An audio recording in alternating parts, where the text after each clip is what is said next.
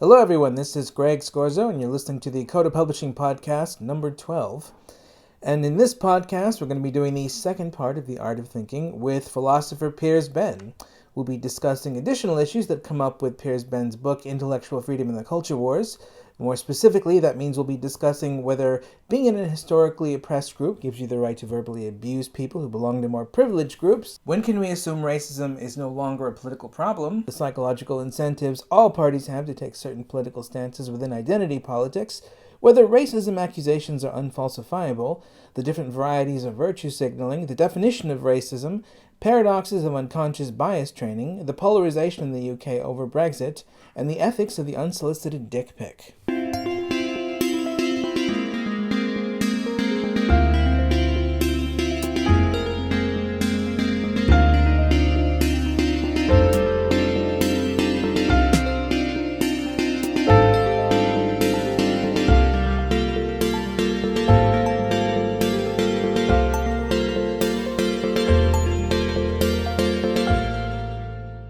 So have you been thinking hard about the issues raised in your book?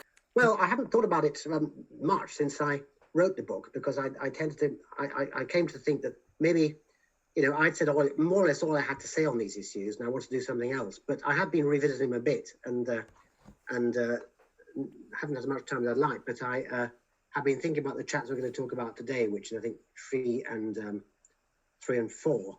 And so, any holes you can find in those chapters and anything you particularly want to raise, I'll be happy to hear what you have to say. Okay. Well, 4 in particular is the chapter where you go into privilege and feminism. Yeah. And these are yes. I talk about power, privilege, and identity, but I do talk a bit about aspects of feminism, yes. At some risk, but there were certain things I felt I wanted to say. Yes, these topics are dear to my heart, as you may have known. I noticed from your writings, yes, over the years, indeed. So, one of the things you say in chapter 4 is you talk about first you start off talking about one of the protests that you were also describing in chapter 3, which was the Yale protest about Halloween costumes. Yes, that's right. Yeah, and the reaction people had to those protests. And one of the defenses of the protests is there is an unfair criticism. They're being criticized for behaving in an infantile and unreasonable manner. Yes. Rather than exhibiting an understandable reaction to being historically ignored. Yeah, that's right. Now, I suppose to put this in context for the listeners, I would recommend go online and watch the video. Watch Nicholas Christakis talk to the students. Is it actually online? I know that other things are online, but that's online as well, is it? Several versions of it are. I use it in my own lectures that I've done. Right, good, yeah. And one of the things that I think is really important about watching that video is if you just read, for instance, the defense of the video, and you read someone say, oh, they're being accused of infantile and unreasonable behavior, rather than an understandable reaction to being historically ignored, you kind of imagine people being a little bit testy, being slightly, rude to an authority figure, but fundamentally being articulate as well, and passionate about something that most people would agree with. But when you watch the video, or at least when I watch it, that's not what I see. What I see is verbal abuse and bullying. Yeah. Is that what you agree. see? I mean, I haven't seen the videos, but I've read various accounts of what happened. It is a while ago now, but I remember at the time reading accounts, and also when writing the book. I incline to agree with you. Something happened that was quite over the top. In the case of some students, probably not most, but it's always the few we notice. But that did happen. Yeah. So I mean, in the video that I've seen, you get kind of students articulating a position politely, and then each subsequent student gets ruder and ruder and ruder until by the end, you have aggressive, threatening behavior, and then finally really extreme verbal abuse, where it's almost as if a teacher is being abused by students in a way that you would expect to see perhaps a teacher abusing his students and getting sacked. Yes. So the question that defenses of this, I think, always miss out on answering is verbal abuse and sort of this aggressive bullying behavior an understandable reaction to being historically ignored? Well, it might be an understandable reaction. The question is whether it's a reasonable reaction, and also whether it's a reaction to genuinely being historically ignored. I take it that some of the students there may well have felt themselves allies of those who are historically ignored. Others maybe came from groups that were historically ignored. So, okay, let's assume for the sake of argument that's the case. I mean, the defences I've read, the main one comes from Mann and Stanley, is that it's, as you just paraphrased yourself, and I put this in my own book, that it's understandable because it's a boiling over of anger when you've been ignored for so many generations, and then you're told that you should present yourself politely, and you have this sense that understandably the anger boils over, and then of course rather than being taken seriously, you're told that you're going over the top, and so you can't win. So that's the kind of the sort of defence that was mounted for that, and you've just expressed it yourself. I suppose you can say anything is understandable, but it strikes me just reading various accounts of it that in the case of the probably minority of students who behaved as you described, it was in fact an unjustified and rather absurd thing to do. It was in fact infantile and somewhat authoritarian. I mean, I'm open to further arguments that might suggest I'm wrong. I mean, people who were there at the time, as I wasn't, there may well be all sorts of angles on this that I haven't considered, but that's my overall impression of it. Well, it seems like one of the presuppositions of the defenders of these students, well, there's two really. So the first is if you are oppressed in some way politically, there's very little you can't do to fight oppression, which is unjust. I mean, maybe you can't break the law, perhaps, you can't kill people, but when it comes to sort of bullying, aggressive, verbally abusive behavior, that's all fine. Yeah. Do you agree with that? The bullying, well, they think this, or that it's actually true that bullying, aggressive behavior is all fine. Is it fine if you are oppressed and this is one way you express your disenchantment with your oppression? Well, I mean, what is bullying? It can be perfectly justified to express yourself in using strong terms, even strong language, even angrily. If you mean singling out particular individuals and behaving oppressively towards them, no, I think it's very difficult to justify that. But I suppose that there are circumstances when, quiet protest has got nowhere. I mean, I remember Extinction Rebellion saying this about a year or two ago on Question Time about their own protests, that they've been ignored for decades. Politeness doesn't work, and so in the end you get tipped over to this. I think in principle that can be true, but I think in the case we're discussing, you have to look at what the provocation was. This was a fairly polite email from Erika Christakis saying that students should discuss among themselves what Halloween costumes were appropriate. And they got angry because they said we should not be having polite discussions because we have to think about the generations of historic oppression that lead to racist Halloween costumes and so on and so forth. Mm-hmm. And now it strikes me that from what I read about it, that reaction on the part of the students was simply over the top. And that brings us to the second assumption or second presupposition in the defenders of these students, which is that you can become bullying and verbally abusive not on behalf of your individual treatment. That you as an individual, you might have a privileged existence in the sense that you might be middle class, well-fed, economically autonomous, and in one of the most prestigious universities in America.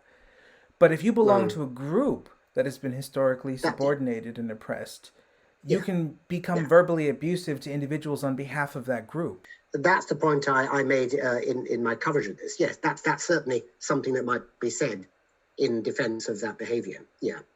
And, just because you're at Yale and are thereby arguably privileged, it doesn't follow that you're not underprivileged in some other way, e.g. by belonging to a historically oppressed group. So I don't buy the argument that says, look at them, they're all privileged, all at Yale. There could be more to it than that. We have to consider that avenue of argument. Okay, so it seems like what we're bringing into the discussion, if we justify that behavior on the basis of it being a reaction against historical rather than individual oppression, is this idea of collective guilt, which transcends the actual material circumstances of the individuals involved in the clash. So, for instance, Nicholas Christakis, the person who they're screaming at, he might have actually experienced more racism in his life because of his name for being a Greek person. Being Greek, he might have done, yes. Than they might have for being young, middle-class black kids. But from their perspective, because of the historical situation attached to their demographic group, they have a right to assume the role of the underdog and express this tremendous rage-filled anger at him.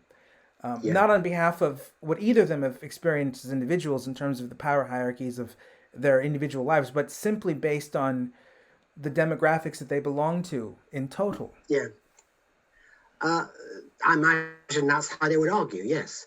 And then you raised the point about how somebody with a Greek name might themselves be a descendant of oppressed people. So you get what people call the oppression Olympics. I don't know if you want to come on to that, but I see where you're going. That there could be several dimensions to this argument. One is that everybody, go back far enough, is it might be a member of some oppressed group. So where do we stop? Well, that's more plausible in some cases than in others.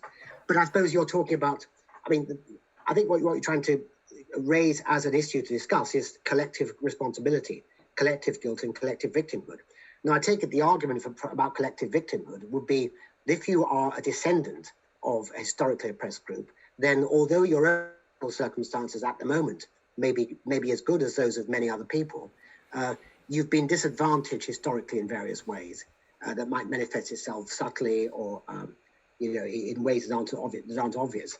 And also there's your sense of allegiance or bond with the group you come from that might do the work here.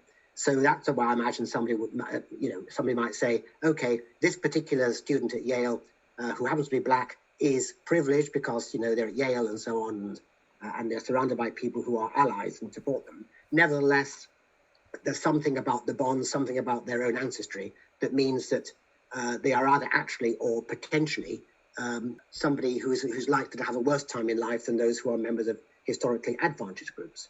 But of course, I agree with where you're going. It becomes very difficult to look at this precisely. I mean, you have to take into account so many factors when you decide who's oppressed that it may be that their ancestry is less important than some people make out. Okay, but so it's difficult. right. So it seems like the fundamental presupposition of the justification for this collective guilt behavior is that the ancestry is fundamentally more important morally than the privilege dynamics of their lives as individuals.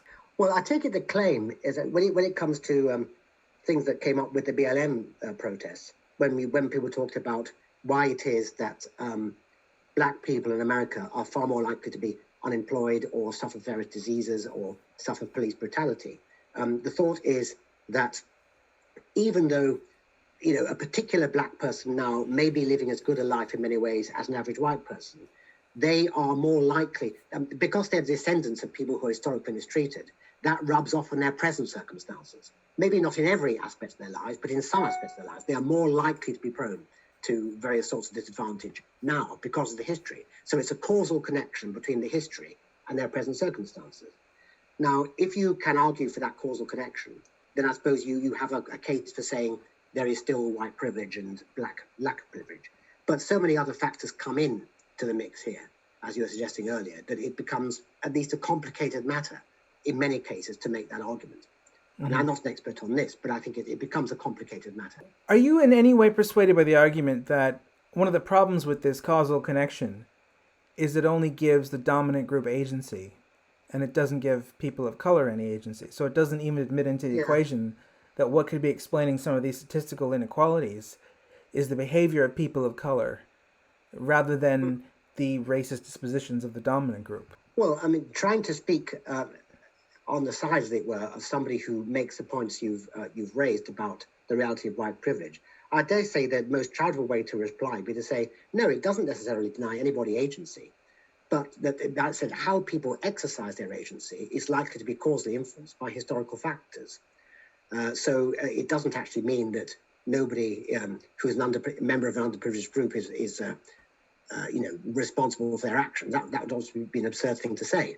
But the idea would be that behaviour, which may well be relevant to people's life chances, is itself influenced by historic factors, social norms, for example. Mm-hmm. So I suppose the idea would be that you admit both agency and important historic causal factors that affect people's likely outcomes in their lives as they live now. Right. But the way that the arguments are typically cast, it's not as if people say historical factors are causally behind contemporary injustices in a way where Yeah. they have an equal amount of agency distributed to everyone Mm. involved in the oppression. What they mean by that is the white people in some way are responsible for the history, even though they're living today, Yeah. and the Yes. black people have something that they can demand from the white people because of that.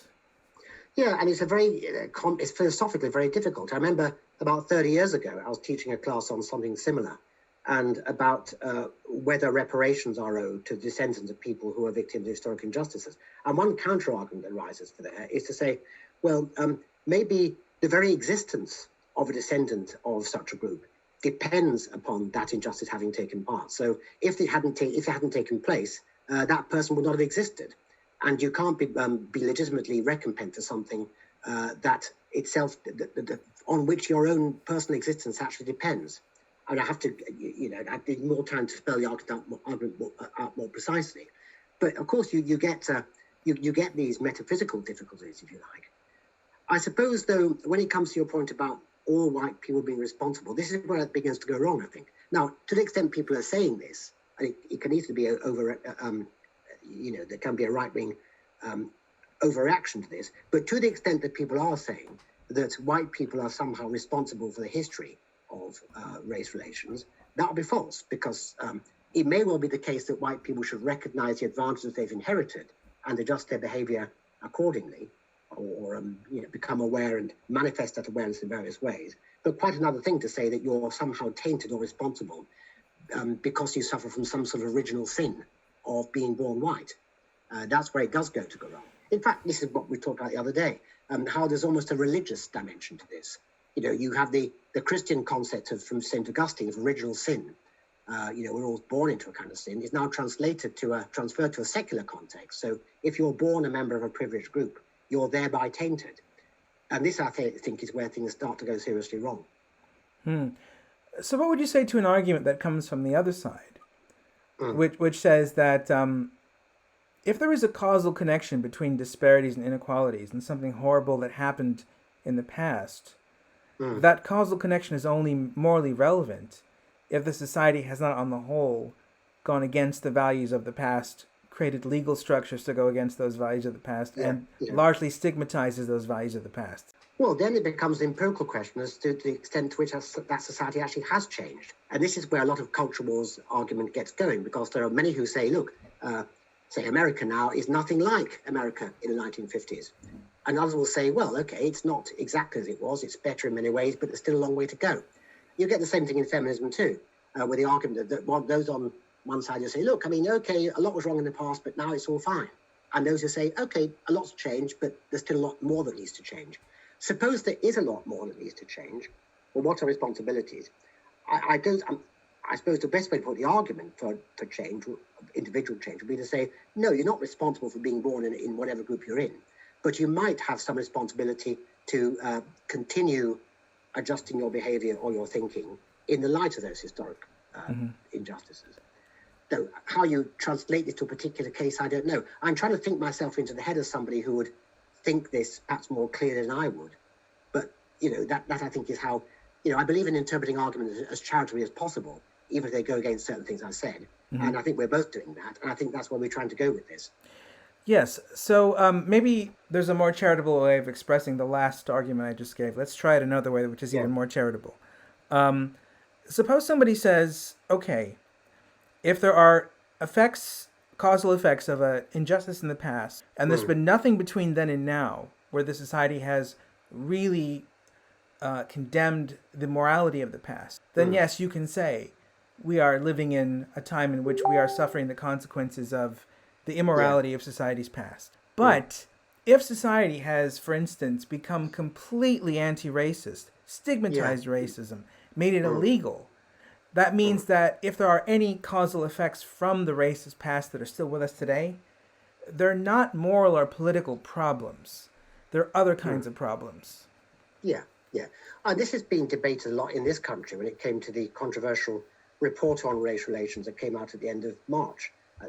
Sometimes that said, well, there's still racism, but a lot of the inequalities are to do with class. All these things have to be looked at dispassionately and as unideologically as possible if that is possible. So, of course, you could say if society has become entirely non-racist, whereas 100 years earlier it was very racist, then that will be a reason for, in a way, saying, let's do what we can to rectify whatever the wrongness of those things, but let's not regard people as somehow tainted by their privilege and so on. The debate's always going to be about whether society is any less racist. And in America particularly, I know we don't live in America. I mean, I think it's fair to say that there is still a very significant problem of racism in America. Mm-hmm. And I think there's still a problem in this country as well. I mean, I was quite interested with the BLM thing last June, because although I did have certain critical questions and worries about some of the things that were being said on behalf of BLM, I was also made to realize that there are certain things that black people are in a better position to recognize than I am about various inequities, about, for example, police stop and search. I know that's a big issue in itself, I was quite grateful to have brought to my attention. So I was trying to keep two trains of thought in mind at once, which is why I found the whole period quite stressful, because I was actually writing this back chapter on power and privilege at the time, or just bring it to an end. Mm-hmm. On the one hand, I wanted to say, no, this is divisive, and it should be possible to say things like X is white and is not a racist, and X or Y is black and is a racist in various respects. That should all be possible. At the same time as melding that in my mind with being open to instances of racism, perhaps subtle instances, that I hadn't thought about much because I hadn't encountered it, and saying, yeah, actually, to some extent, there's a very important point being made here. And then it becomes just very, very difficult to untangle empirically, which is why I found the whole thing quite stressful to write about and think about. Well, you have to keep many, many different strands of thought in your head at once. Well, that's an indication that you're a great thinker, actually, so don't feel bad about that stress. I don't think I'm that, but that's very flattering. But no, I'm a work in progress, and I found writing that chapter quite stressful, actually, because I was trying to be fair, and I was also aware that I probably wasn't going to be, because there's just so much to read and take in. Okay, so much conceptual untangling as well to do.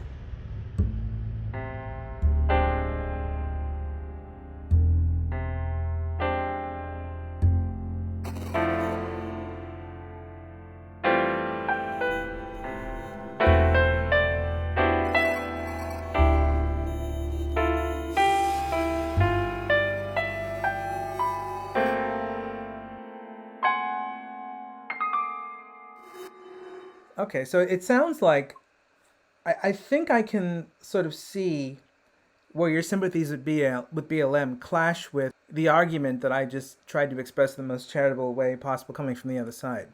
Yeah. Maybe you think that if there are subtle racism forms that people of color experience in the UK today that you're not sensitive to, that's evidence that we still have more work to be done in a political way, rather than the other position, which is the only political work to be done is to turn society against this and make it illegal. Once that work is done, all the remaining racism, A, will never go away, and B, is purely technocratic. The goal is simply to get it as minimal as possible, but it's no longer a political issue. You mean get racism as minimal as possible? Yes. Sorry, yeah.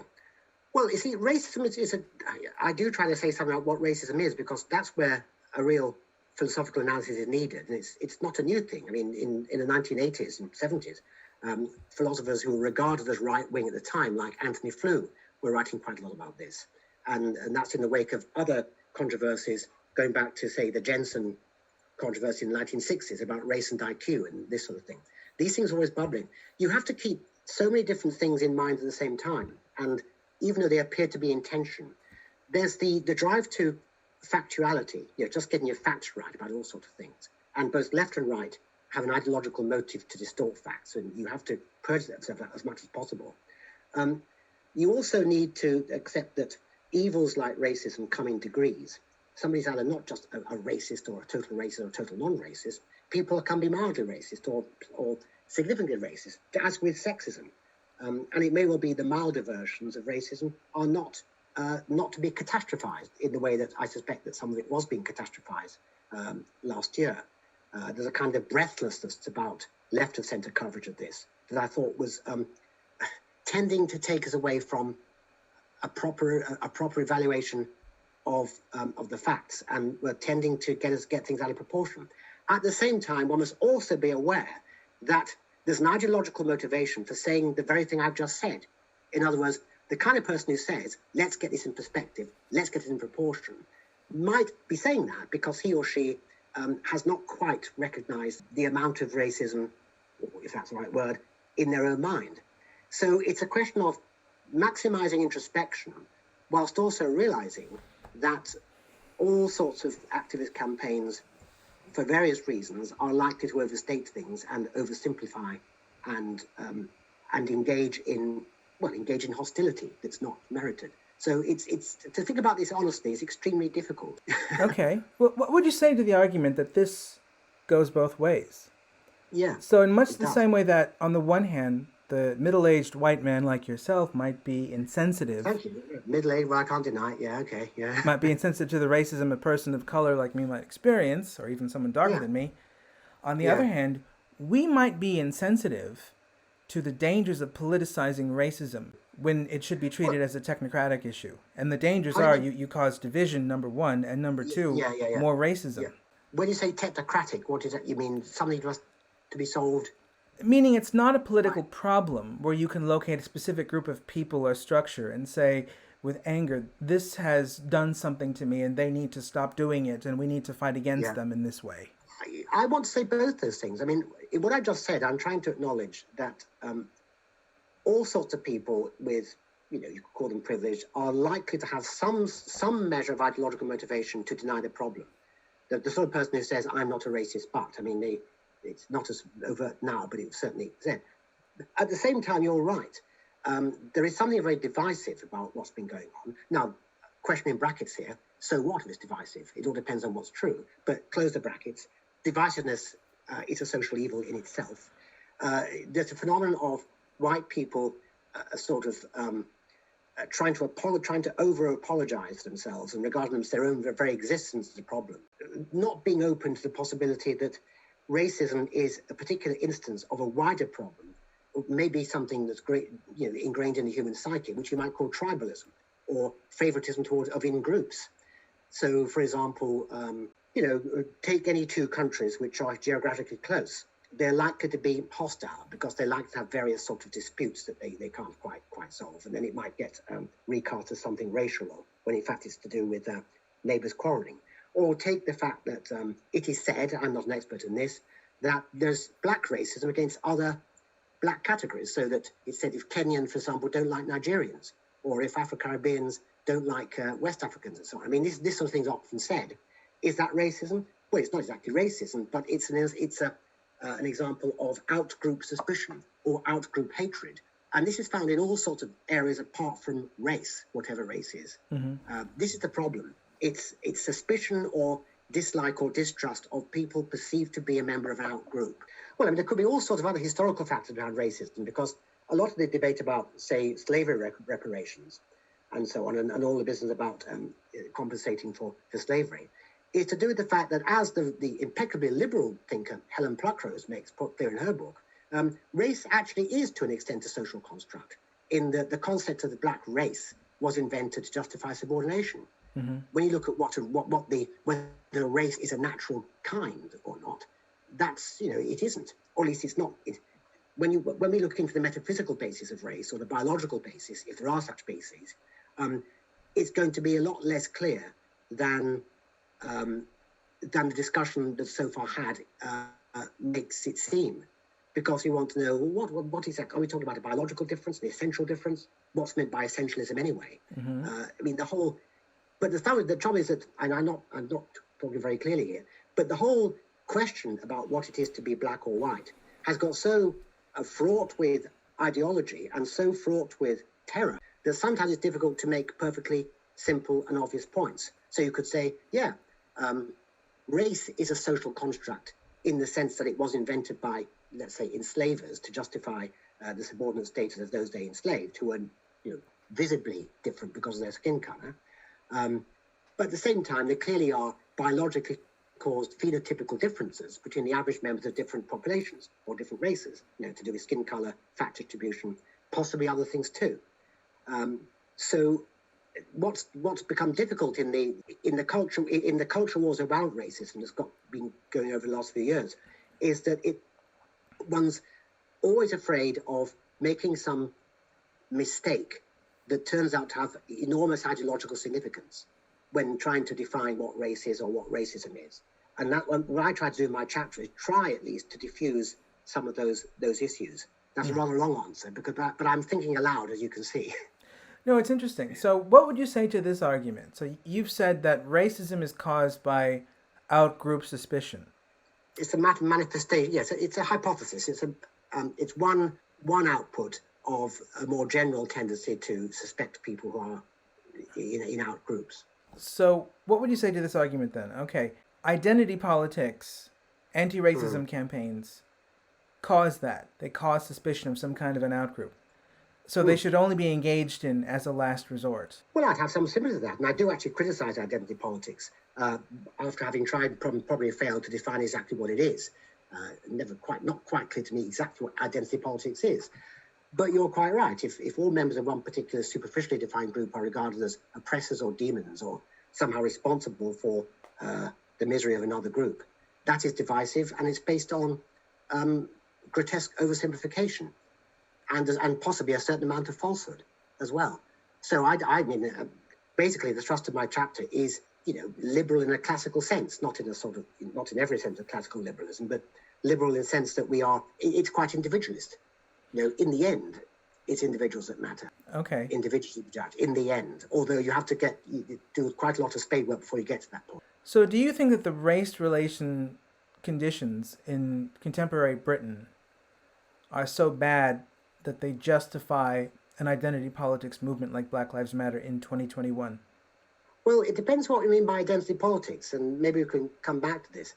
I think that I can't really claim to be at the front line of this because I'm unlikely to experience it in my present condition. I think that the BLM thing did uncover certain things, e.g. possibly about the behaviour of the police or about, poverty and employment prospects, and also other things that aren't mentioned so much, such as the fact that, people, care workers and nurses and so on were largely drawn from non-white minorities who are on something like the living minimum wage, and on, cleaners and so on who are just assumed to be, that person's black, so they must be a cleaner. I mean, there are those attitudes, but I do think an awful lot's changed as well over the last, 40 years or so.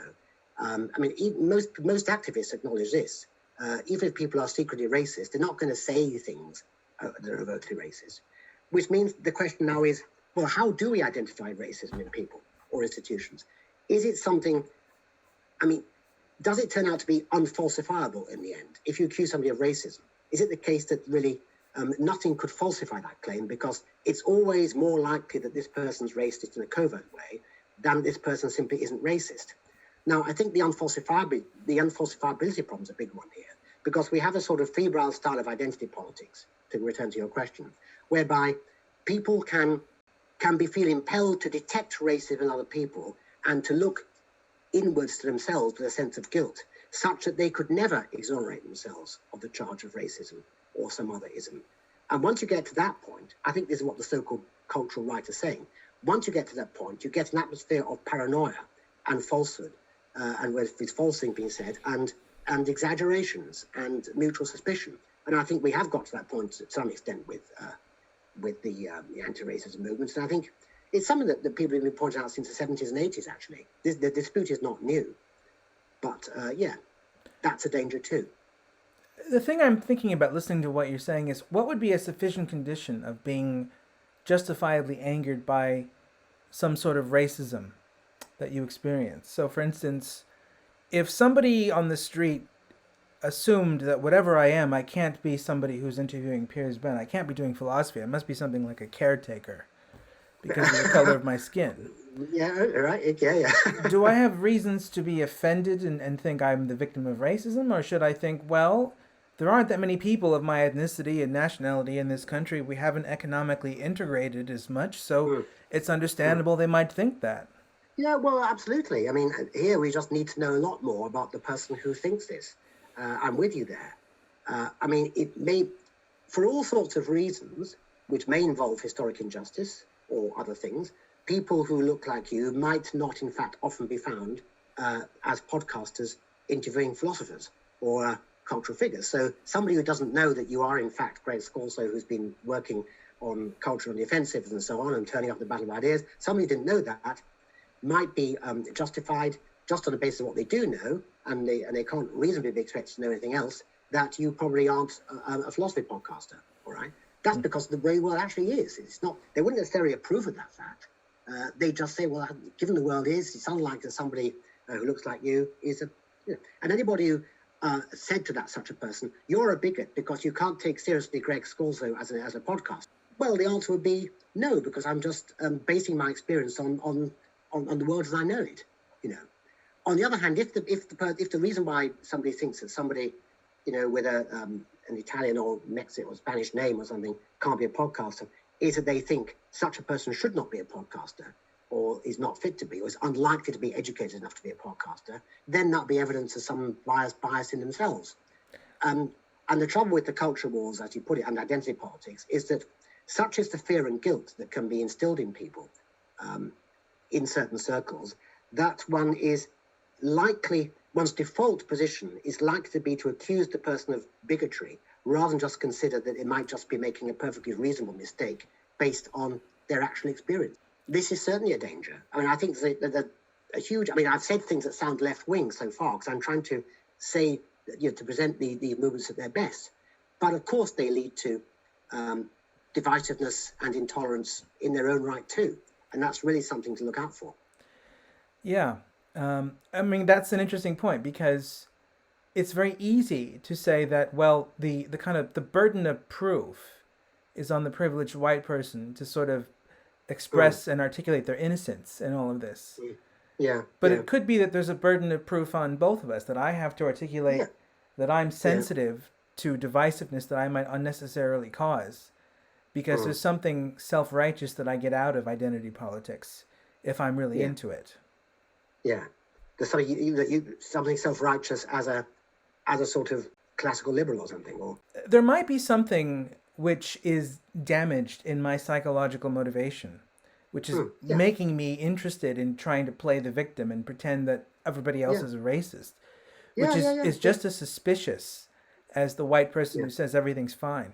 I think the truth is there are people who get off on victimhood, and they can actually be, I mean, nowadays, many white people or white men pose as victims. They are victims of feminism, which are regarded as a massive conspiracy.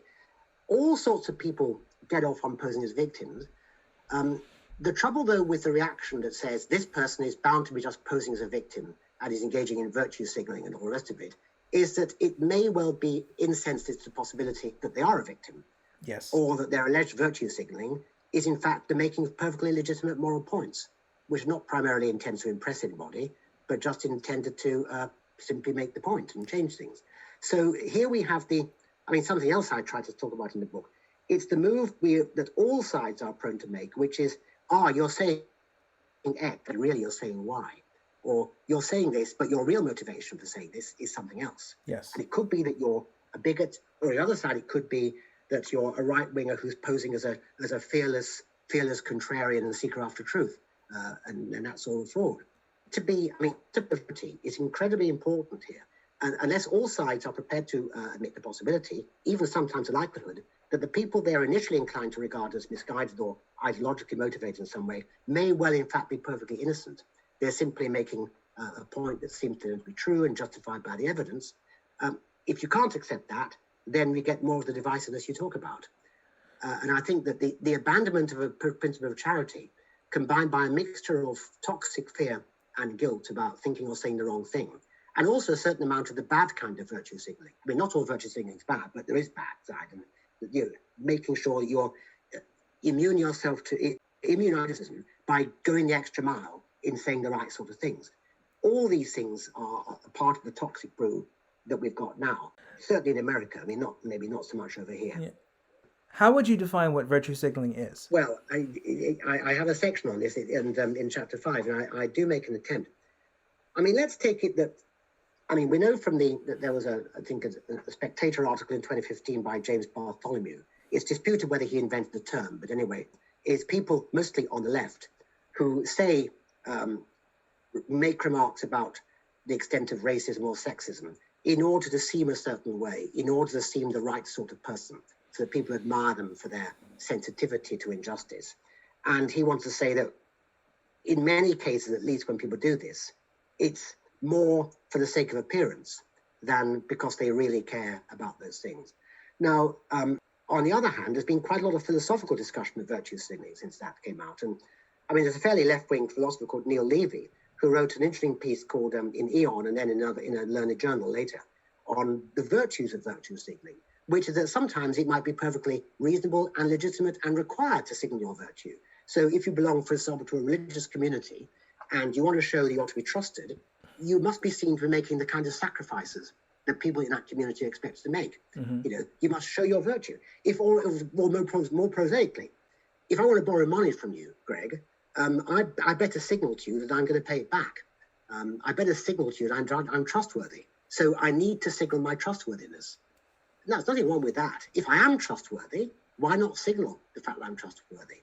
The implicit problem with the bad sort of virtue signaling, and again, we can debate how prevalent it is people who are basically hypocrites, who are saying the right things politically in order to appear to be on the right side of history or part of the group they want to be accepted in. Mm-hmm. It leads to bullying, it leads to trolling, all these horrible things. I mean, there's certainly a lot of it. But I wouldn't want to say that virtue signaling per se is a bad thing. I mean, after all, supposing I make a moral point, I say something like slavery is bad. And you say to me, oh, shut up, you're just virtue signaling. Well, that's a way of sort of, or you know, child marriage is a bad thing. It should be stopped. Oh, stop virtue signaling. Well, you can see that's obviously a cheap way of not discussing the question, of not discussing the moral point being made. Yeah, you're absolutely right. I mean, one of the problems that I've always had with this idea that you shouldn't virtue signal is it seems to me that most communication is virtue signaling. Yes, quite possibly. Yeah. But there is a kind of virtue signaling, like you've written about, that I too find obnoxious. Yeah. So an example of that would be and this can happen anywhere on the political spectrum. It could be done by people who agree with me, people who don't. But it's like a Facebook post that's written in the second person, and it's always something along the lines of, if you think this, we're not fooled by you. We understand the kind of person you really are. You're nasty and horrible. If you think this, befriend me. Yeah. I mean, social media is disastrous from this point of view. And there's also a lot of swearing in it, which I didn't do, but it tends to be that sort of post. Yeah. And the reason I find it obnoxious is because there's no arguments. Yeah, well, I agree with that. Yeah. I think that the bad sort of virtue signaling, I'm sure we can agree, is when you signal your purity, if you like, by taking someone else down, or by showing that somebody else is impure, or by impugning bad motives to them without any good evidence, and by being disproportionately cruel and harsh, even if you had got the evidence. There's plenty of that on social media.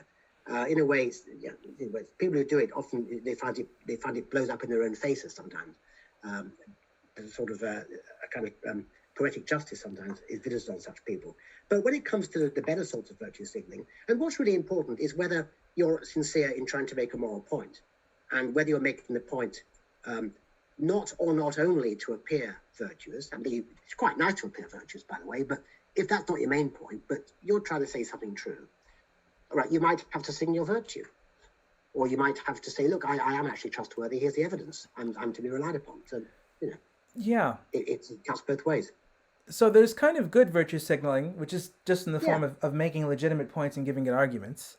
Yeah. There's bad virtue signaling, which is an example of which would be the second person social media post I described earlier. But there's a kind of ambiguous virtue signaling where I don't know what I think about this. I'm curious what you think about this. This one sends me in distress of the sort that probably you were in when you wrote chapter 3. And this is things like the BAFTAs, where 10 years ago you'd get people making award speeches, and occasionally they'd say something political. But now every 5 minutes and every aspect of the show, every award speech is a political speech, and it's about the same politics. You can predict it in a way where if you don't agree with the politics, there's no reason to watch. But then you think, why should I not be watching the BAFTAs because I don't agree with its politics? It shouldn't be about the politics. Isn't this virtue signaling of a rather obnoxious sort? Well, I suppose what would be the case for it? I mean, let's see how far we get with this.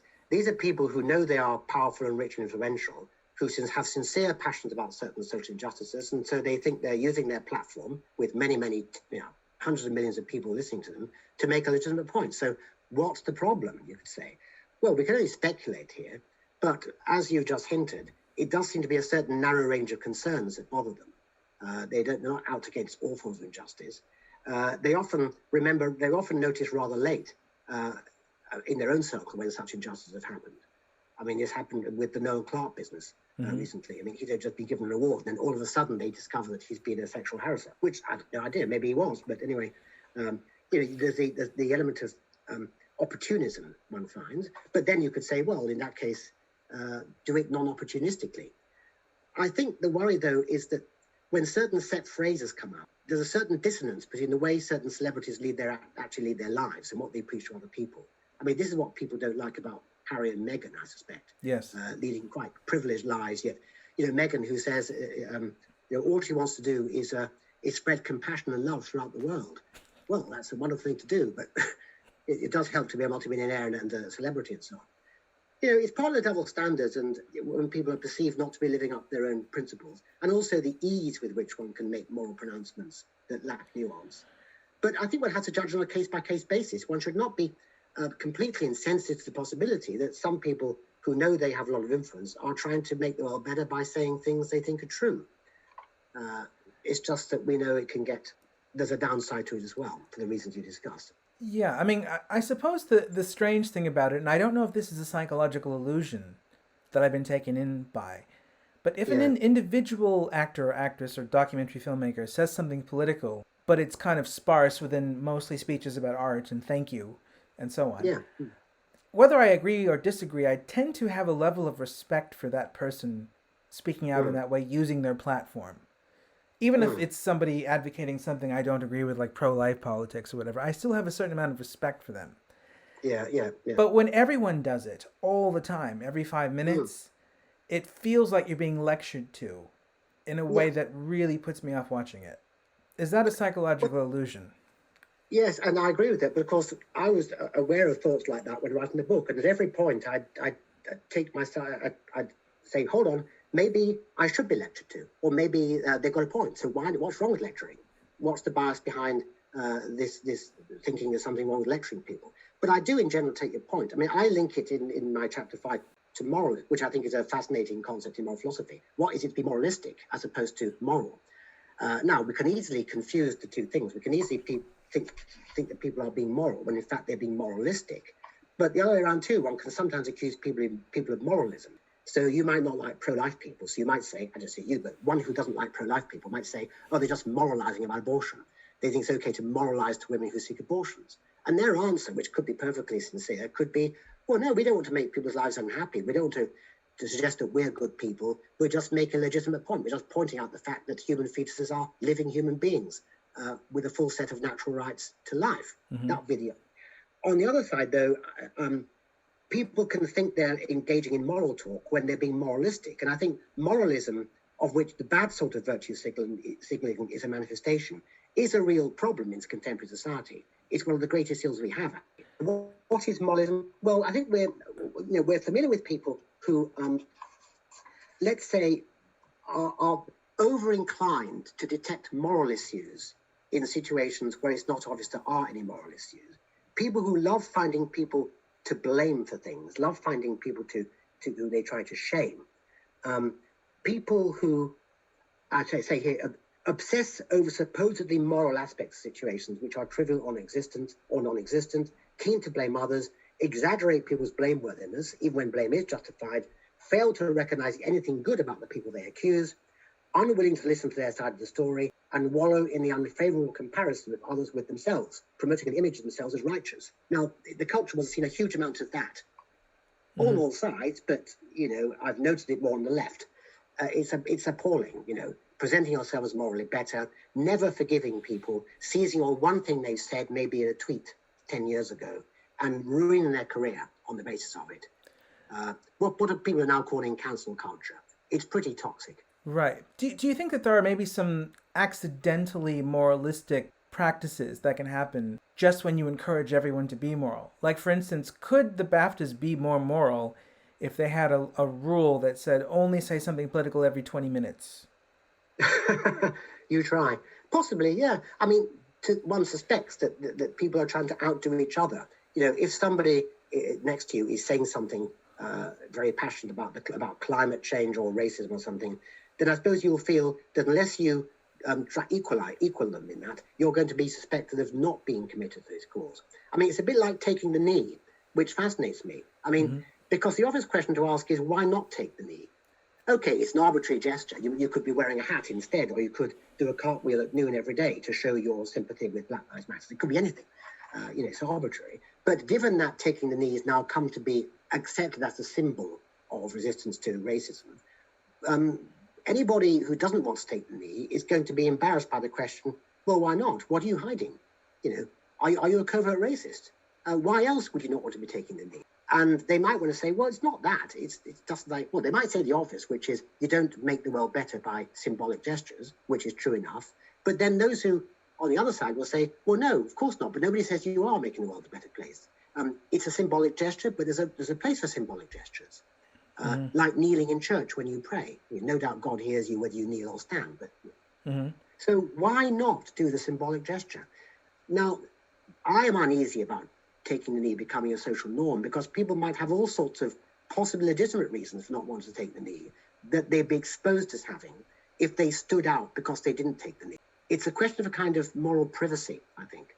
And I think something similar might be going on in public still when people try to outdo each other in their passionate resistance to all sorts of perceived evils. You want to say, it's a difficult thought to articulate, and I know it's quite dangerous actually to go down this route because at every point I can see the counter arguments, what somebody might throw at me.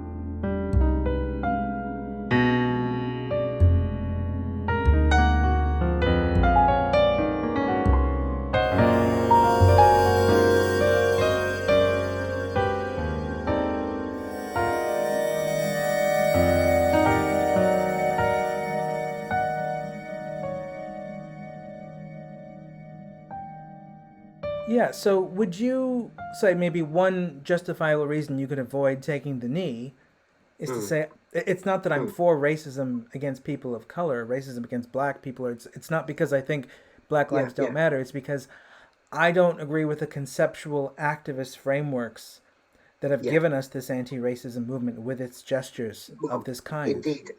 And that point was made explicitly, to my surprise, on Channel 4 News about a fortnight ago when I think it was one of the presenters said to some politician, why wouldn't you take the knee? And he said, well, because taking the knee isn't just a matter of being against racism, it's a matter of subscribing to something like critical race theory or the particular analysis of racism. And then, of course, the issue was, is that the case? Okay, if taking the knee is at least tacitly a matter of subscribing to everything said by critical race theorists, then you could refuse to take the knee on that ground alone. And you get a lot of stake for it, but on the other hand, it's not clear that most people even understand what critical race theory is or are particularly concerned about these things. For most people, I think, especially the young, it's a matter of just showing you're against racism. So they're going to say, well, why exactly is this person not taking the knee? I don't get it. It takes a few seconds. It's not a big thing. Why aren't you taking the knee? It must be because really he's got reservations about anti-racism. Now, suppose you have got reservations about anti-racism. I suppose you could argue you have a right to keep those reservations private. Whereas if, everybody is feeling obliged to show in some symbolic way they have the right moral views, and you don't actually quite have those views, either you become a hypocrite by pretending you do have them and going in with the gestures, like the atheist who kneels for prayer in church, or you're forced to make public what you could argue should be a legitimately private reservation that you have about something. No, it's a question of a sort of moral privacy. That might be, I mean, I'm thinking aloud as always, but that could be where the argument goes. But it's fascinating, actually. Yeah, I mean, my response to taking the knee in my own case is I kind of assume that with a gesture like that, that means there is no privacy. So if you do the gesture, you're publicly acknowledging you support not just anti-racism, but all of the causes that are associated with anti-racism today. Exactly, If you don't take the knee, you're signaling in a public way that you, in some way, object to some of the things that are associated with taking the knee. Yeah, exactly, yeah. So the way that I look at it is I'm happy to not take the knee, and then I'm happy to explain why. And it's not because I think by taking the knee you're tacitly supporting everything in CRT. It's because by taking the knee, I think you are tacitly enabling things associated with anti-racist campaigns today, things that I think are much more dangerous than racism against people of color itself in the 21st century in Western countries like the UK and the US. Yeah, interesting, yeah. It's a sensitive discussion to be had.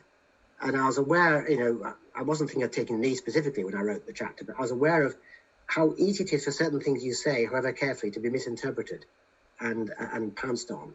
And I think that's a really regrettable feature of the culture wars we've got.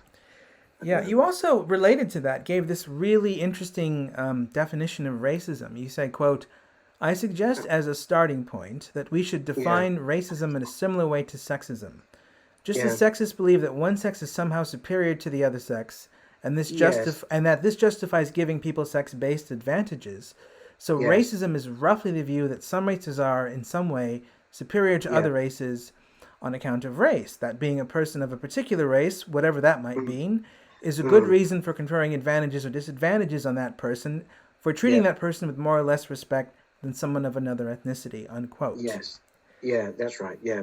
Now, one of the things that I find really fascinating about that definition of racism is it seems like it's very 2010. Would you say that? Well, I thought it was rather 1980, actually. It may well be. I mean, but I'm quite aware that people will think that somehow we've got a much more sophisticated, refined understanding of it.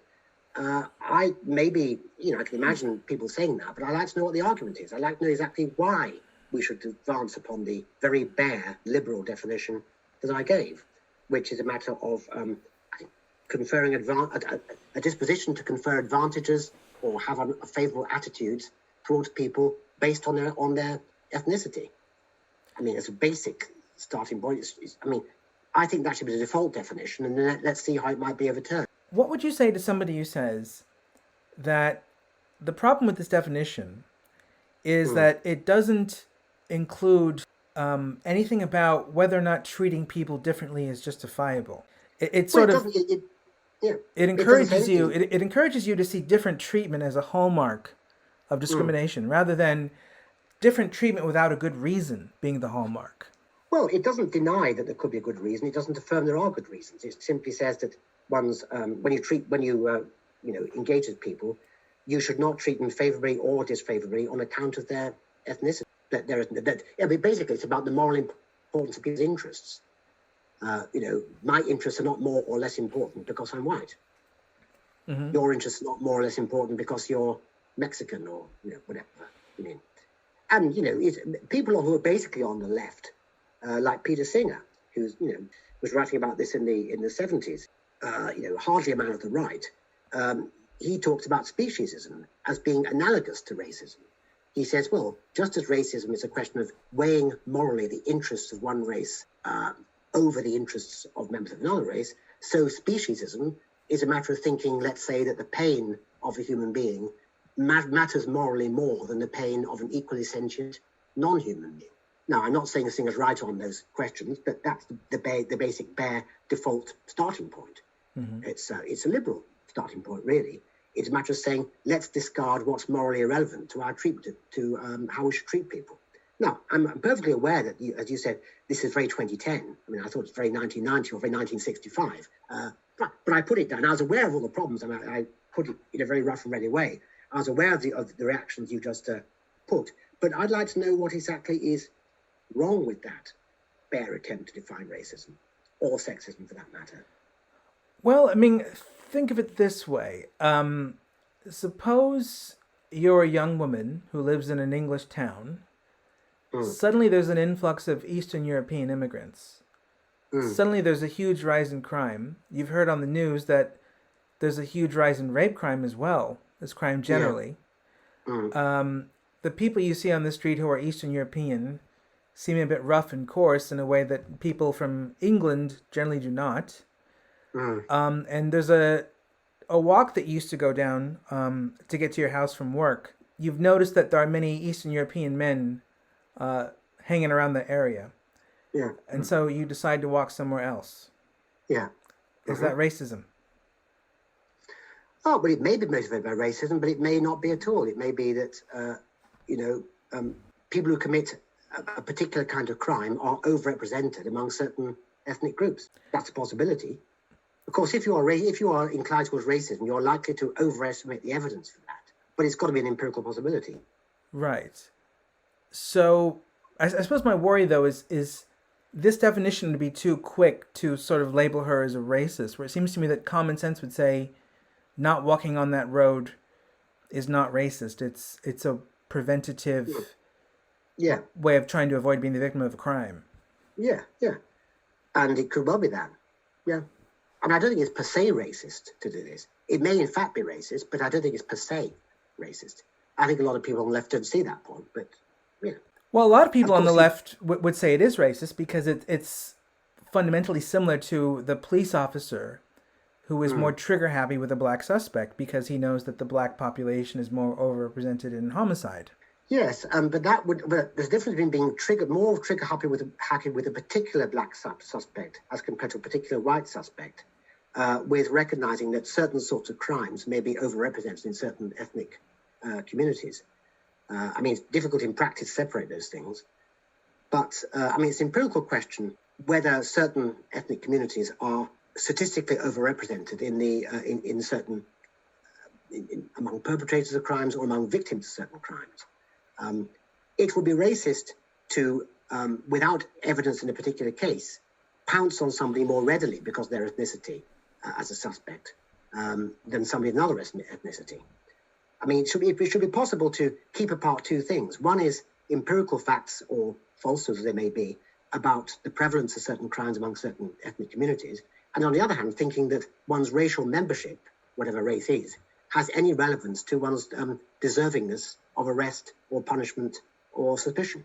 Do you see a psychological connection between, let's say, the trigger-happy police officer and the young woman who avoids walking down the road? Because if that young woman were to become a police officer policing Eastern Europeans in that community and she happened to have a gun, she would be an example of the more trigger-happy police officer because she's already possibly behaving in that way without being a police officer. The difference is she's not harming anyone, but she's still fundamentally doing the same species of act. Well, we've still got to ask whether in the case of when she's just a young woman in that neighborhood, whether she's being racist. I mean, we said that if there's empirical reason for being afraid of a certain sort of character that happens to be associated with a certain ethnicity, that would not be racist per se. It'd be a matter of, self-protection. If she were, though, to get certain biases, or as people like to say, stereotypes, I mean, that's a difficult word, but about certain people based on that experience and say, okay, whenever I come across anybody of this particular, with these particular features or this particular ethnicity, I'm going to be more suspicious of that person. I'm going to treat them less generously than somebody else. That would shade off, I suppose, into racism. Now, that raises an interesting conceptual question about whether if we admitted that, empirically speaking, certain crimes were overrepresented among certain populations, that would perhaps justify racism. I would not want to say that, because I would want to say no. Racism is a matter of weighing up the worth of their interests, including their interest in not being wrongly arrested, on the basis of ethnicity. That, I think, is always wrong. And it should be detachable from empirical questions about how people actually behave. But I admit to you that there's a thin line to be drawn. There are questions also about what racism is in essence and how it might manifest itself in practice, which again would take a lot of philosophical unpacking to get the truth about this. Well, people have certain biases that lead them to misinterpret empirical evidence. So when it comes to stereotypes, it's a word that makes me suspicious, but something to it. Stereotyping, properly understood, is a question, I think, of a mixture of exaggerating the traits allegedly possessed by certain members of certain groups, and of minimizing traits that don't conform to that stereotype, and also it's the problem of overgeneralization. So going from some X's are Y to all X's are Y, or most X's are Y. It's exaggeration and overgeneralization that's going on. And I think that, people with racist tendencies are prone, I suppose, to do those things. Okay. To overgeneralize and to exaggerate. So your view would be then, in the case of the young woman, as long as she's not exaggerating or doing an overgeneralization empirically, she's not doing anything morally unacceptable in not walking down the road she used to because there are Eastern European men on it. Well, so to remember that case, she's somebody who's noticed an influx of East European immigration. And are we saying that in the hypothetical example you invented, there really is more crime the crime really has gone up precisely because of this influx of people. So in other words, it has been disproportionately committed by those people. Yes. And she just judges that to be empirically true. It's not because of it. Then I suppose that the question would be, it might be racist if, for example, she were more inclined to cross to the other side of the road when she sees potential criminals of this ethnicity than she would if she see potential criminals of another ethnicity, but who are just as likely to be criminal. If, for example, aversiveness to potential crime is racially biased, but doesn't notice the same things in people who are just as dangerous, but of different ethnicities. That, I think, might manifest it. But if it's just a question of having noticed certain facts and said, okay, it so happens that the streets are less safe, and this is because there's more of a certain sort of crime which happens to be committed disproportionately by East European men, then that's not racist per se, no. Interesting. Now let's go into another perspective here in the same situation. Suppose you were one of those Eastern European men. You came to that same city. You didn't know much about the crime rate. You didn't know much about Eastern European men committing crimes and rape statistics going up and so on. But you just noticed that most pretty English girls were walking away from you, trying to be on the other side of the road, kind of giving you the cold shoulder, looking at you with apprehension. And you felt, I don't really like England. I think this is a racist society that, discriminates against people like me and assumes I'm some sort of a rapist or harasser. Yeah. Would you have good reason to feel that way if most of the girls that were doing that were using similar logic to the woman who didn't walk down the road she used to walk down before the Eastern Europeans came into that particular town? Well, I might suspect these women of stereotyping in the described, overgeneralizing exaggerating characteristics. But if I were a member of a group which is in fact disproportionately responsible for certain sorts of crimes, and we haven't exactly said how disproportionate by how much, but then I might have to say, well, actually, this person, although I'm not a criminal, this person has some reason to be a bit suspicious of me. So she may not be racist. It's just that, it's just the way things are. But really, in practice, so many other things are going on. People are rarely making dispassionate empirical assessments when people avoid people in the streets. They are probably using stereotypes and so on and so forth, or distorted accounts of the facts. So, but in the example you give, well, I might have to say, maybe this woman is not being racist against me. So do you think that, morally speaking, when we think about this situation of this tension between the Eastern European men and the English women who seem to be walking away from them, do we have a responsibility to tell the English women, stop stereotyping these men?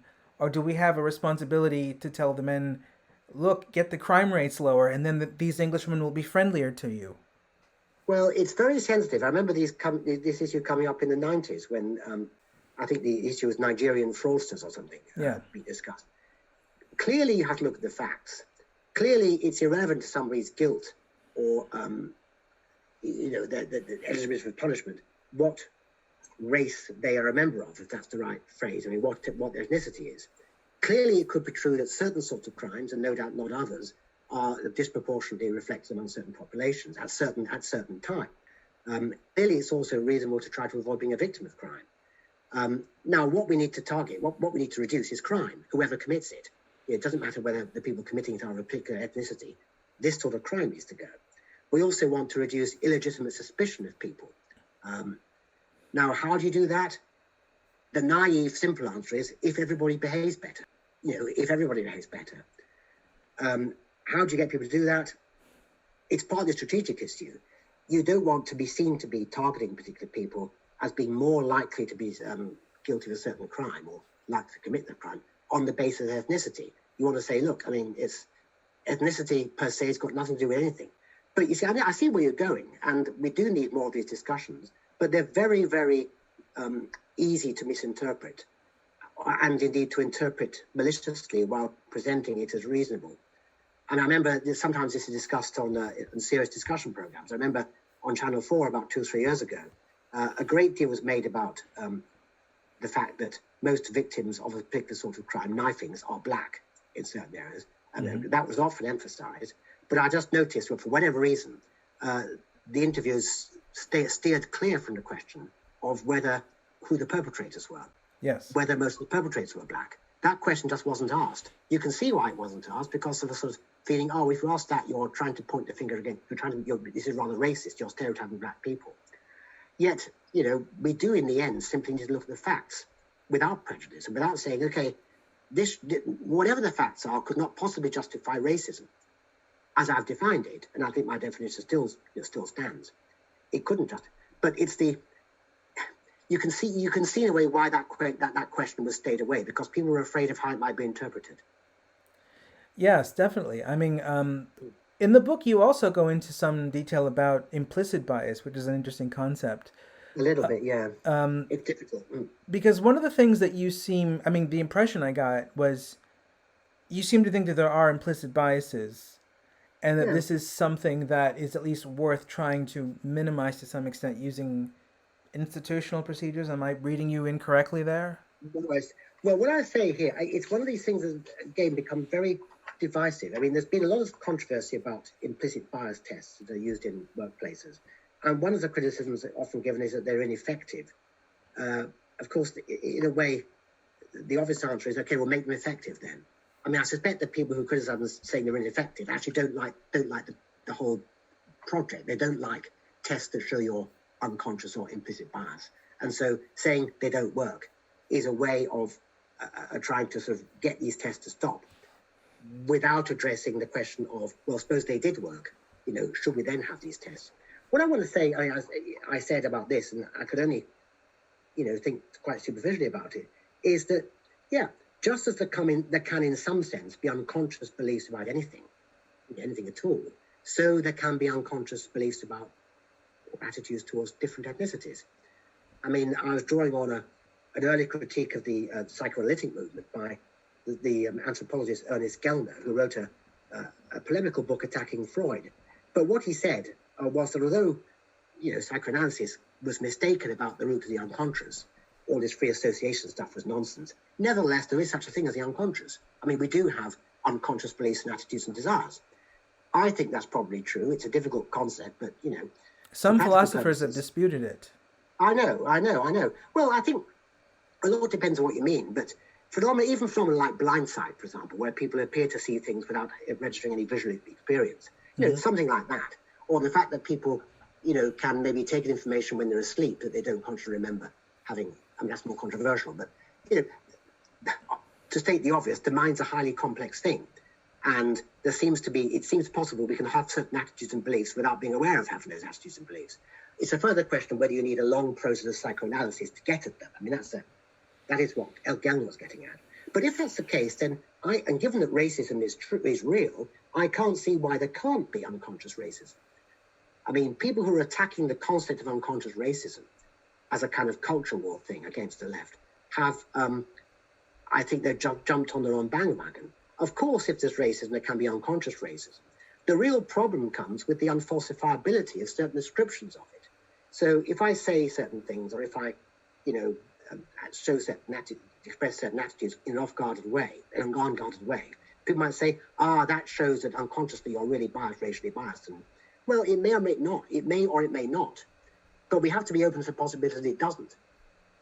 And I think that people's worries about unconscious bias training is that anything can be read as evidence of unconscious racism. To what extent that worry is justified, I don't know. I don't have enough empirical evidence. But just anecdotally, hearing people talk in the workplace, for example. I mean, I remember I sat on a committee many years ago at St Andrews that dealt with racial and sexual harassment at university. And the way that people, the activists on this panel talked, you had a feeling that there was a kind of hypervigilance in them. Nothing was really going to count as the bona fides of somebody who denied that they were racist or sexist. I want to say something in between. Yeah, people can be racist and sexist in ways they don't acknowledge, but we also need to be open to the possibility that they're not. Okay, what would you say to the objection that you can't fundamentally get rid of unconscious biases without changing someone's personality? Changing someone's personality is not the appropriate thing for a job to try to do. If that's true, I don't know whether it is true or not, then it's a good reason for not trying to change unconscious biases. I mean, there's a big debate about this anyway, because a lot of people say, look, so what if you have unconscious bias? What we should be concerned with is conscious biases, how people actually treat people. And in the end, what does matter is how people treat each other. We shouldn't be worried about their private thoughts per se, and except insofar as they spill over into behaviour. Then the question is, well, to what extent do unconsciously held thoughts and attitudes spill over into behaviour? That's a question worth looking at, because it could be that, as indeed some tests have seemingly shown, that people can discriminate against, say, black people looking for, looking to rent property, that they may be perfectly sincere when they say, I turn that person away, it's got nothing to do with the fact they were black. And yet somebody in the same circumstance with the same CV who wasn't black might have no difficulty getting the property, getting the house. So, I mean, what matters is in the end, is how we treat each other, whether we treat each other fairly. If having a bias, whether conscious or not, is a possible cause of unfair treatment, then it's something that should be investigated. How you do that's another question. But I don't, at the same time, I don't want to police thoughts for their own sake, whether they're conscious or unconscious. A bit like my earlier privacy point. I hate the idea of people being able to inspect my mind without my consent and see what my biases are. I'm sure you feel the same way. What would you say to the argument that if you try and police unconscious biases against people of color, you just create other unconscious biases in favor of hiring them, which are of the form, if I don't hire this person, people around me will think I'm racist? Well, you get that. Again, it's empirical issue how much is happening, and I was very aware writing the book. I mean, although I probably did it, I didn't want to make pronouncements from the armchair. I mean, logically, you just have to go out and see what's actually happening, because both the left and the right have reason for exaggerating and to support their own side of things and downplaying the anecdotes of the other side. But I'm sure that plenty of members of historically underprivileged groups are themselves wary that they might be hired just because they are a token. I mean, women particularly, many women say they really hope they're not in the post because they're a woman, because that would, first of all, it undermines their confidence and also undermines the confidence of other women who think, oh, well, we know why she's in that post. You see, it is complicated, though, because I'm actually not against the principle of what has been called affirmative action if there is a real palpable injustice to be rectified. What you're trying to do is not so much create an injustice to rectify another injustice, which is obviously wrong, because justice is a deontological concept. You never behave unjustly. What you're trying to do, in fact, in principle at least, is to rectify an existing injustice. I'm not in principle against affirmative action to rectify it, as long as it's properly monitored and as long as there's an end point to it. There's a great danger of this sort of thing going on forever, because bureaucracies grow around these things. If you're the equality and diversity officer of a particular institution, it's in a way in your interest to think that there's always going to be problems of inequality and lack of diversity. Here's an interesting conceptual problem with subconscious bias training. And that is that there's an infinite variety of unconscious biases. So even if you think you can tackle race and gender, there's an infinite amount of other biases that you're leaving unaffected. I'm sure that's true. What might an example be? Well, there are things that are really kind of specific to people. Like somebody might not want to hire somebody else because they remind them of their father. And they don't like people who remind them of their father. Yeah, possibly. People have a responsibility to try to, I suppose it's one reason why hiring decisions are made by a committee and not just by one person. Try as far as you can to ask whether the candidate satisfies certain transparent criteria for the job, and try to be aware of your possible biases, including the fact that somebody reminds you of your father. But these things are never going to be perfected, unfortunately. Mm-hmm. And with AI, of course, coming on the horizon, questions are going to arise eventually about whether, if AI could find some way to detect what people's real biases were, should it do that? Well, I suspect we've all got some sort of fear if we do that. No doubt we've all got little dirty secrets, little prejudices, little biases, little nasty thoughts of people, that we wouldn't, in polite society, you wouldn't admit to. It would be a very interesting empirical question to ask people what thoughts about themselves they would not want other people to be having.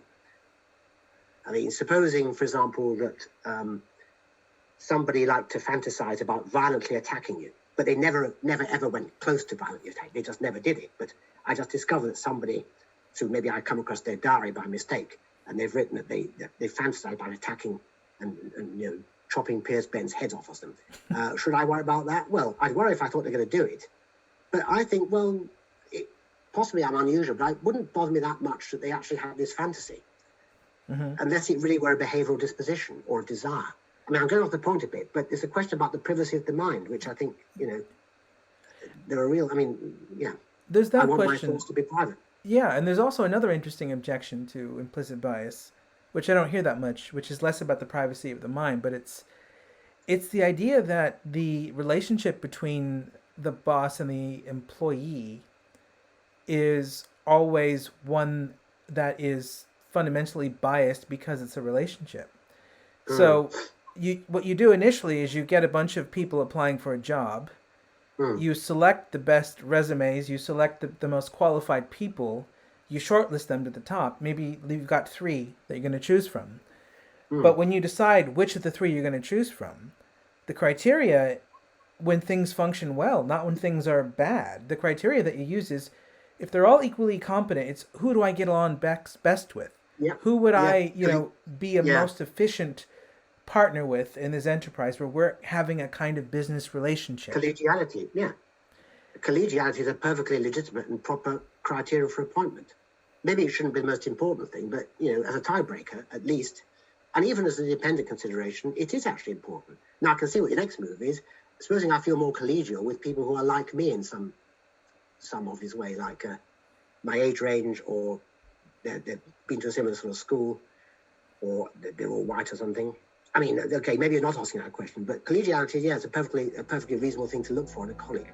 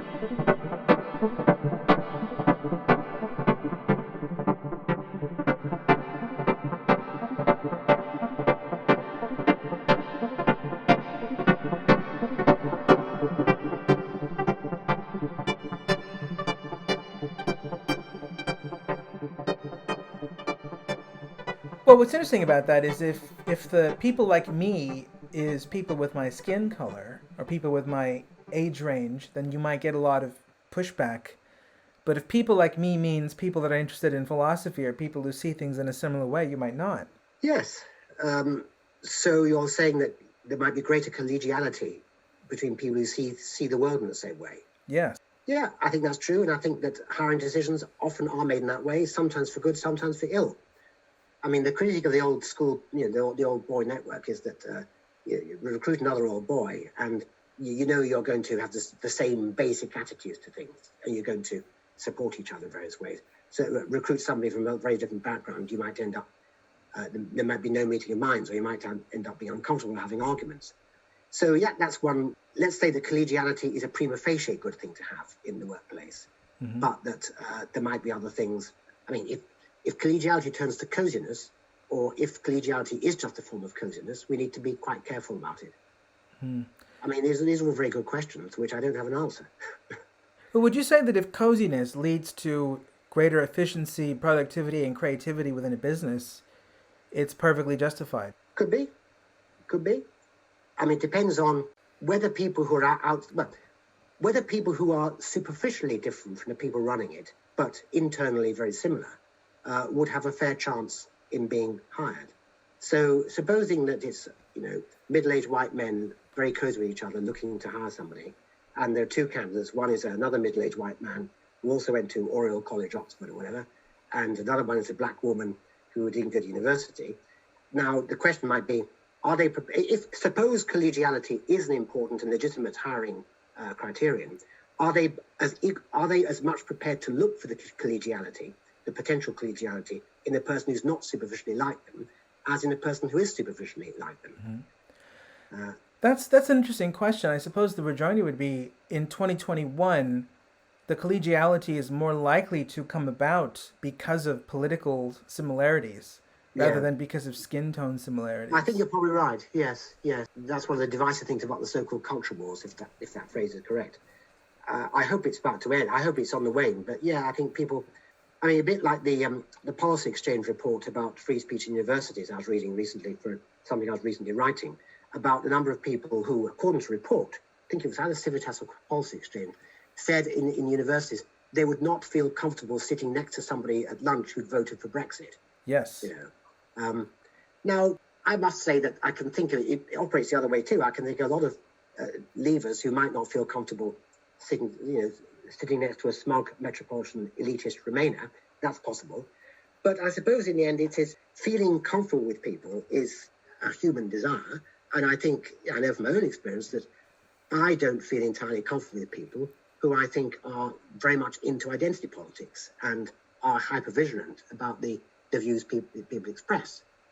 Because I know that once I open my mouth, I'm likely to say something eventually that they will take issue with in a way that might seem obscure, although they might be onto something. So I feel uncomfortable, but then I suspect that that's a fault in me. I need perhaps to work on myself to uncover my own biases, up to a point at least.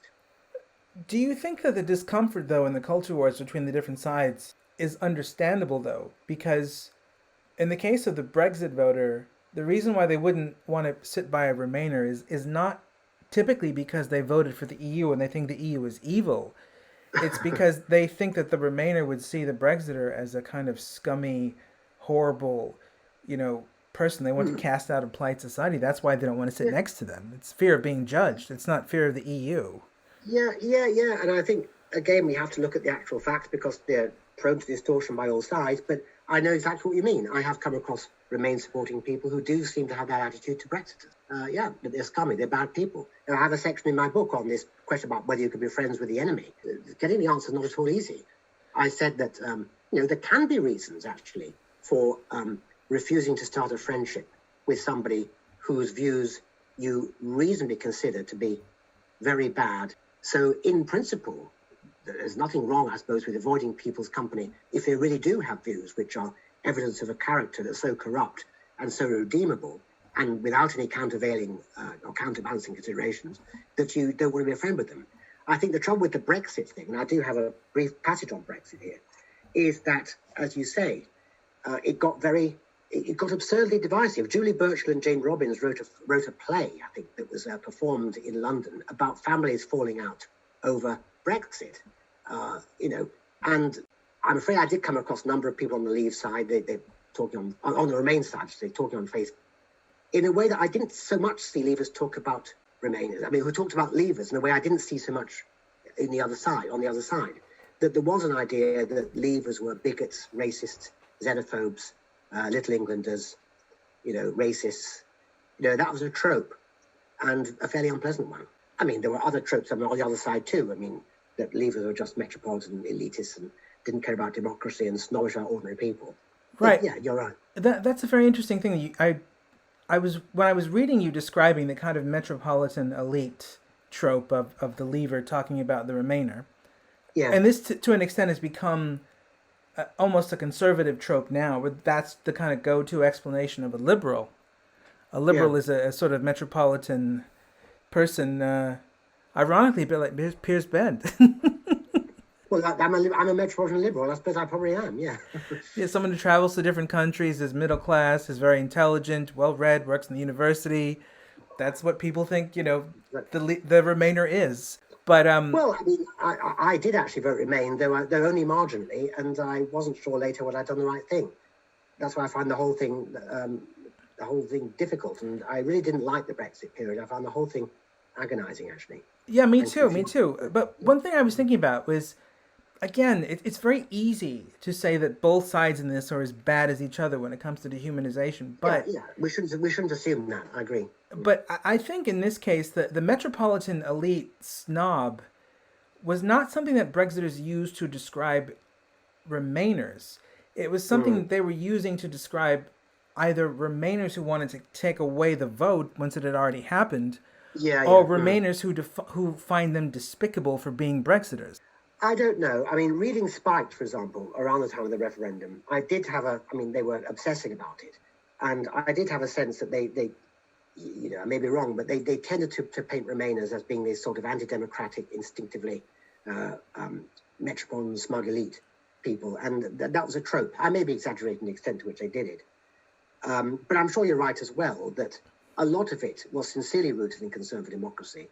And when, for example, the Liberal Democrats put into their manifesto they were going to try to reverse Brexit, as they have the right to do, to put it to the vote, I sensed that they shouldn't have done that, because it was showing a sort of a disrespect for democracy, a disrespect for a democratic vote that should not be tampered with unless with very good reason. So I think I take the point as well. It wasn't just about Remainers, it was also about the anti-democratic instincts of some Remainers. But again, you're absolutely right. It was a very difficult, horribly divisive time.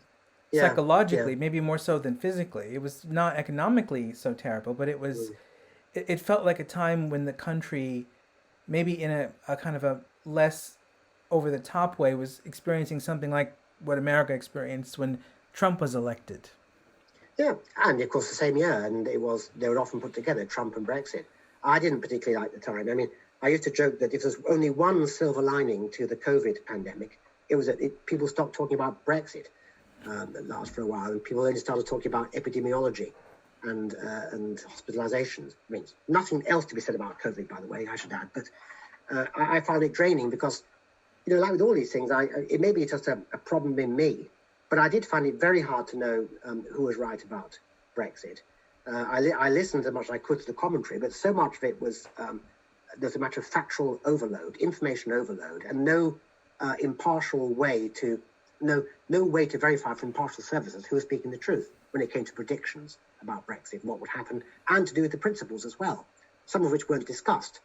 I mean, many people didn't. I mean, it struck me that the strongest argument for Brexit always was the institutions that govern us should be accountable, properly democratically accountable. And the argument against the EU was that it was an unaccountable institution, too remote, too detached from the ground reality of different countries. Now that struck me as a perfectly morally legitimate argument, but often it was just dismissed altogether by Remainers who were only concerned to talk about the consequences and not about the principle. These are the things going through my mind during that campaign, and it was an exhausting time, and I didn't know what to think really, and I'm glad we stopped talking about it. Yes, I think I have similar feelings to you, even though I was a non-citizen at the time, so I couldn't vote. I didn't become a citizen until 2017. Right. So where? Britain, presumably, yes. So I was a Brexiter in theory only. Yes, I mean, there was I could see the trouble with it. I could never quite get into the Brexit spirit. I could see what they were talking about. I could see and sympathise with the annoyance they felt with a certain sort of Remainer. I could see that, which is why I got annoyed with Remainers who expressed that. But there were just too many unknowns with it, and also I wasn't sure how strong the deontological principle of, ruling yourselves as opposed to being ruled from Brussels and so on, was actually.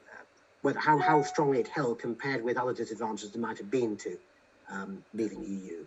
So it was very difficult. Yeah, I found myself with very conflicting instincts about many of these things, as you can probably tell, which is why I found writing this book so difficult.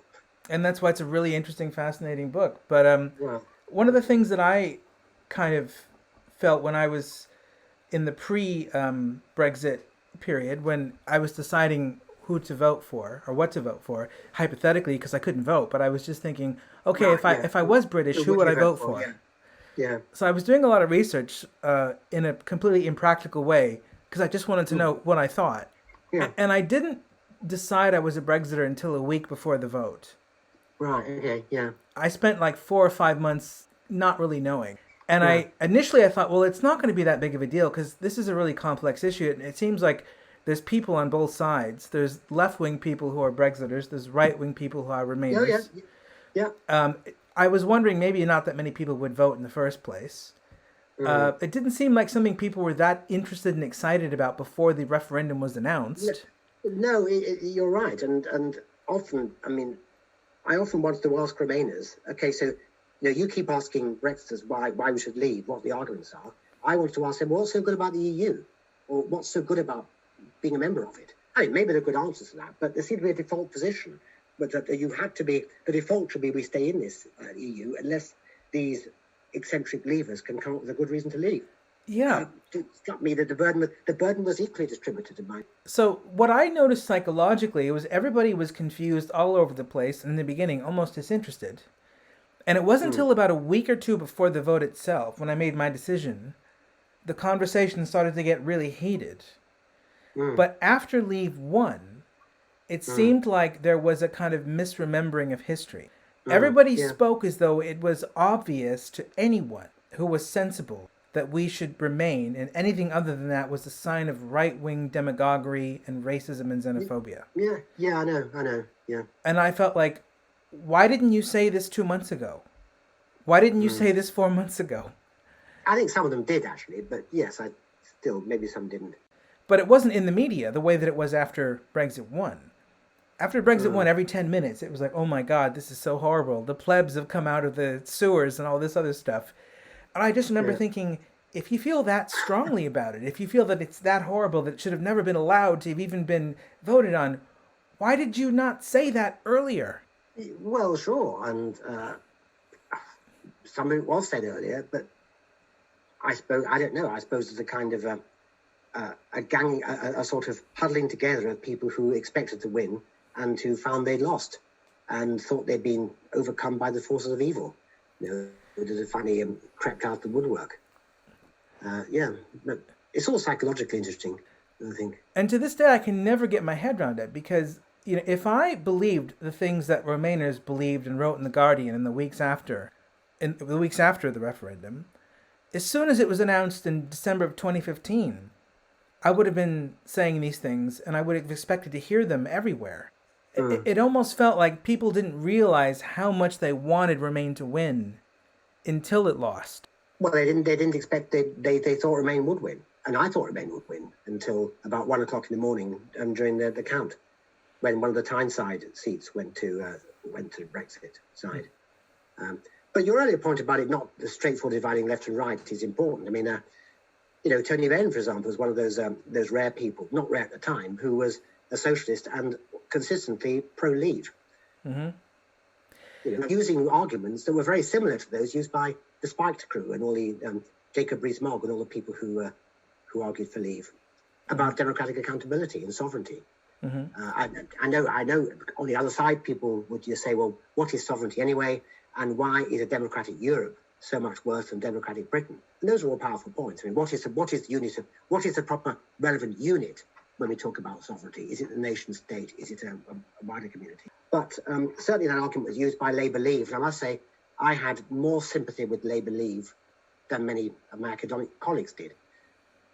Most of whom were sort of left of centre, but many of whom were horrified by Brexit.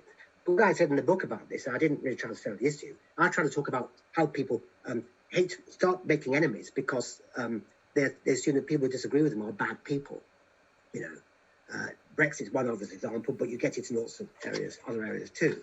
And I tried to define this question of, well, let's suppose it might sometimes be reasonable to stay away from someone or even to unfriend them, perhaps using, social media unfriending as a tool, if their views are so obnoxious and there's nothing else to count in favour of them, and their views really do reflect a bad moral character. So somebody literally being a Nazi, for example. I suppose I'd be worried if a Nazi popped up on my Facebook timeline, genuinely, I wouldn't want them around. Or a supporter of the 1970s Khmer Rouge in Cambodia or Islamic State. So we can probably all agree there are certain people we don't want as friends. That doesn't even make them enemies. We actually don't want to be around them. There was a philosopher, actually, I mentioned, who got some publicity for going through her list of Facebook friends in 2015 general election and explicitly unfriending anybody who supported the Conservatives. And she defended this in a blog post, which I quote, saying, well, just as we unfriend people who express racist views on the grounds of offensiveness, so we should unfriend people who express conservative views. Because when you actually ask yourself what conservatives stand for, making the loss of the poor even worse, privatising, so on and so forth, what they're doing is offensive. And we shouldn't support, we should signal our disapproval of such offensive expressions. And I said, okay, actually, in principle, that's not a bad argument. But then we have to ask, well, in what actual circumstances is it reasonable to decide not to offend people? I do a distinction between thinking that somebody's irredeemably bad because of their views and thinking that somebody has bad views, but there are many other redeemable things about them or many other shared values you have with them. So I do the example of, say, the abortion dispute, which is, in America particularly, is toxic. What strikes me about that is that, speaking as a Brit, of course, is that, I used to work in medical ethics at Leeds and Imperial, and obviously we had to produce course material about abortion. And one of my colleagues was a Catholic, or became a Catholic later, obviously anti-abortion, but he could laugh and joke and have drinks with a gynecologist who regularly performed them. Now, what does this show? Does it mean that they're just, that they're self-deceivers?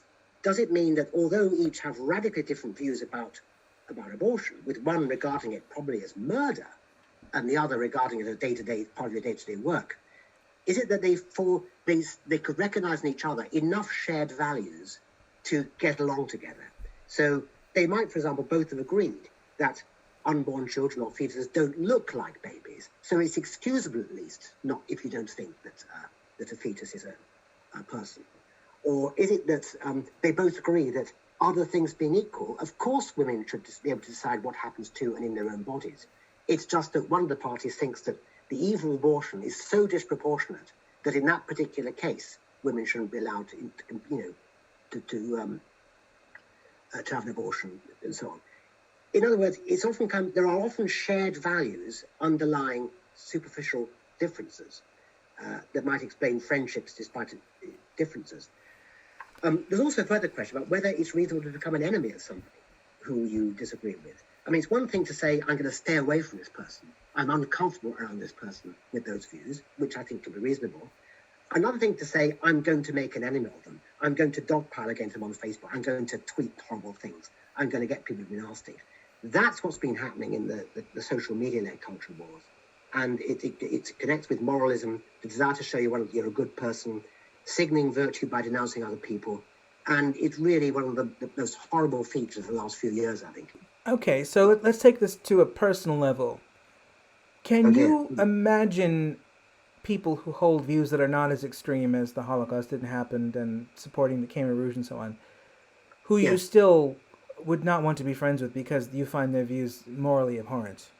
Sometimes I admit I project, and I may be wrong to do this. I sometimes hear people speak or see what they're right, and I imagine myself in dialogue with them, and I think, I can see why they'd regard me as morally abhorrent for having the thoughts I've had. So I'd feel uncomfortable because I would detect in them a possibly unspoken disapprove of me.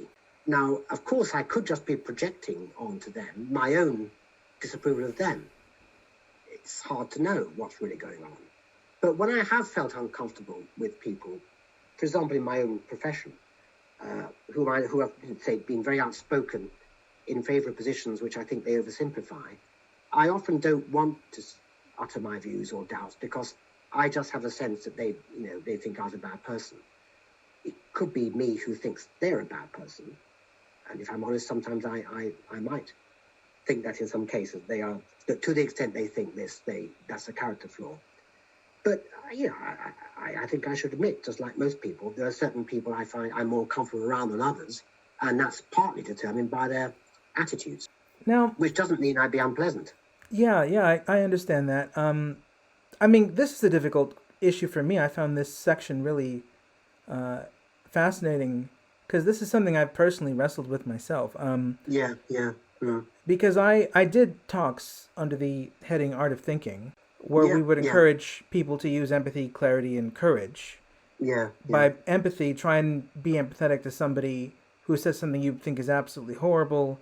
Try to imagine how they might not be a terrible person. They might even be someone you might like to go to the pub with, even though they believe this horrible thing. Clarity, meaning try and understand exactly what the argument is that got them to believe this conclusion you think is so horrible. Don't caricature the argument.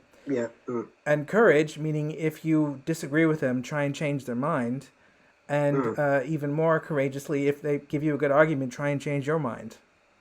Yeah, and that's an admirable thing to do. If the other person is going into it with the same spirit. But what I found, even though I was preaching that, is certain people, it was not possible to do that with, for me personally, because they reacted to whatever I said, whether it was, something political or something, related that was philosophical that they didn't like. They reacted with this attitude of sort of contempt. Like the way that you see Greta Thunberg kind of lecturing the generation before her, where she says, "How dare you? How dare you?" And in the face of that contempt, I didn't feel like there was any way to have the kind of exchange where we could do any of those things. I mean, I could from my end, but there was no way that I could get them to the point where we would want to go to the pub together. Yeah, I'm afraid I have found that with some people. Again, it could be my projection, but I've noticed that in my own profession, people I got on with perfectly well in the 90s, I just feel that given the sort of things they're putting out on social media, that I might feel less comfortable around them now than I did then, getting into spats with people. It's not pleasant, and I don't really like it. And I admit I could be projecting onto them things I secretly fear about myself. And I think, in fact, I'm quite optimistic because, social media is quite artificial. Once you get together with people and you can actually explore at length the nuances and the uncertainties people have, often they turn out to have much more in common than you thought. So I think we should be optimistic and charitable. Now, when you used the abortion example earlier of the pro-life man and the abortion doctor who can get on, even though they both think in some ways quite nasty things about each other morally. If they were forced to think, yes. Or do they? I mean, I don't know, but you'd expect them to at any rate. Do you think what's going on there is that's easier? That's like 2010, because that's disagreements over positions. What we have now are disagreements over worldviews. And the worldviews in question that people are disagreeing over in the culture wars are such that the worldviews come embedded in an attitude of anything other than this worldview is evil. For some people, that has been happening. Yeah. And you just don't get that in specific issue disagreements. So in other words, we're not talking about, we're talking about something called whiteness that critical race theory is trying to abolish in the curriculum, for example, as opposed to particular false things particular white people have said. Yes, I think we are probably going that way. Again, one can't judge from the armchair to the extent it's been happening, because if you talk to most ordinary people, I mean, a survey recently showed that most people don't know what you're talking about when you talk about the culture wars, which is quite gratifying, actually. Maybe it happens only in elite academic or journalistic circles. But you are right. I think we are seeing a totalizing drive. Either you're completely with or against us. You have this worldview which has this package that can't be split up, or worldview with a package that can't be split up. And I think that's a bad thing, because all sorts of packages can be split up. You can be quite on the left on some things, on the right on others, and centrist about others. I think I'm relatively left or leftish on economic issues and less so on certain social issues, I think. Although, I mean, I don't think I'm right-wing, but I think the Overton window about what counts as right-wing has changed a lot over the last 20 years or so. You know, I think I said last time, gay marriage would have been a nutty thing that Ken Livingstone might have proposed 40 years ago, but now it's David Cameron proposing it in 2011. So you get changes like that. But I think we do need to look at individual issues. I mean, what I tried to do in my book, and I can accept I might be criticised being very naive and out of touch and old-fashioned and even methodologically and philosophically at fault. But, you know, I'm quite interested in isolating claims, asking what the claims actually mean, and then asking whether they're true or not, quite regardless of what else the person who has those views is advancing. Are these claims true? So, you know, take abortion, you just mentioned. It's a very, very difficult issue. You know, he says platitudinously, but it is, because all kinds of different moral dimensions get into this issue. Can people who think abortion's murder get on and have a beer with people who perform them? Obviously they can, because things happen. Why is that? Is it because they are simply able to suppress their belief about the other person's character for the sake of getting on with the person? Possibly. Is it because they can see that, in spite of a gross mistake they've made, they're basically decent people? Sometimes it is that, I think. In other respects, they're decent people. They never murder a 10-year-old, for example. They just can't see that. Yeah. Do you think it's because there's an ethics clash rather than a worldview clash? The worldview clash is much more difficult. Yeah, I think. Get over. With it, I suspect America's different from Britain in all sorts of ways, and abortion is probably one where it's part of a worldview rather than a specific ethics clash. I mean, in America, if you're anti-abortion, you're basically of the sort of right, the Republican right, and you probably also are very happy people have AK-47s at home and so on. Yes. And you probably think, well, might think the world was made in 6 days, or if you don't that, you think something similar. If you think abortion is pro-choice, then it's never occurred to you to think that a fetus might be a living thing with a moral right to life, because if you think that, you're an enemy. I mean, that's all absurd. I mean, so I think abortion has become symbolic of a worldview, which is ridiculous, because it's something that actually is a very complicated moral issue that people can have a view on, regardless of their other views, socio-political views. I've even come across feminists who are anti-abortion.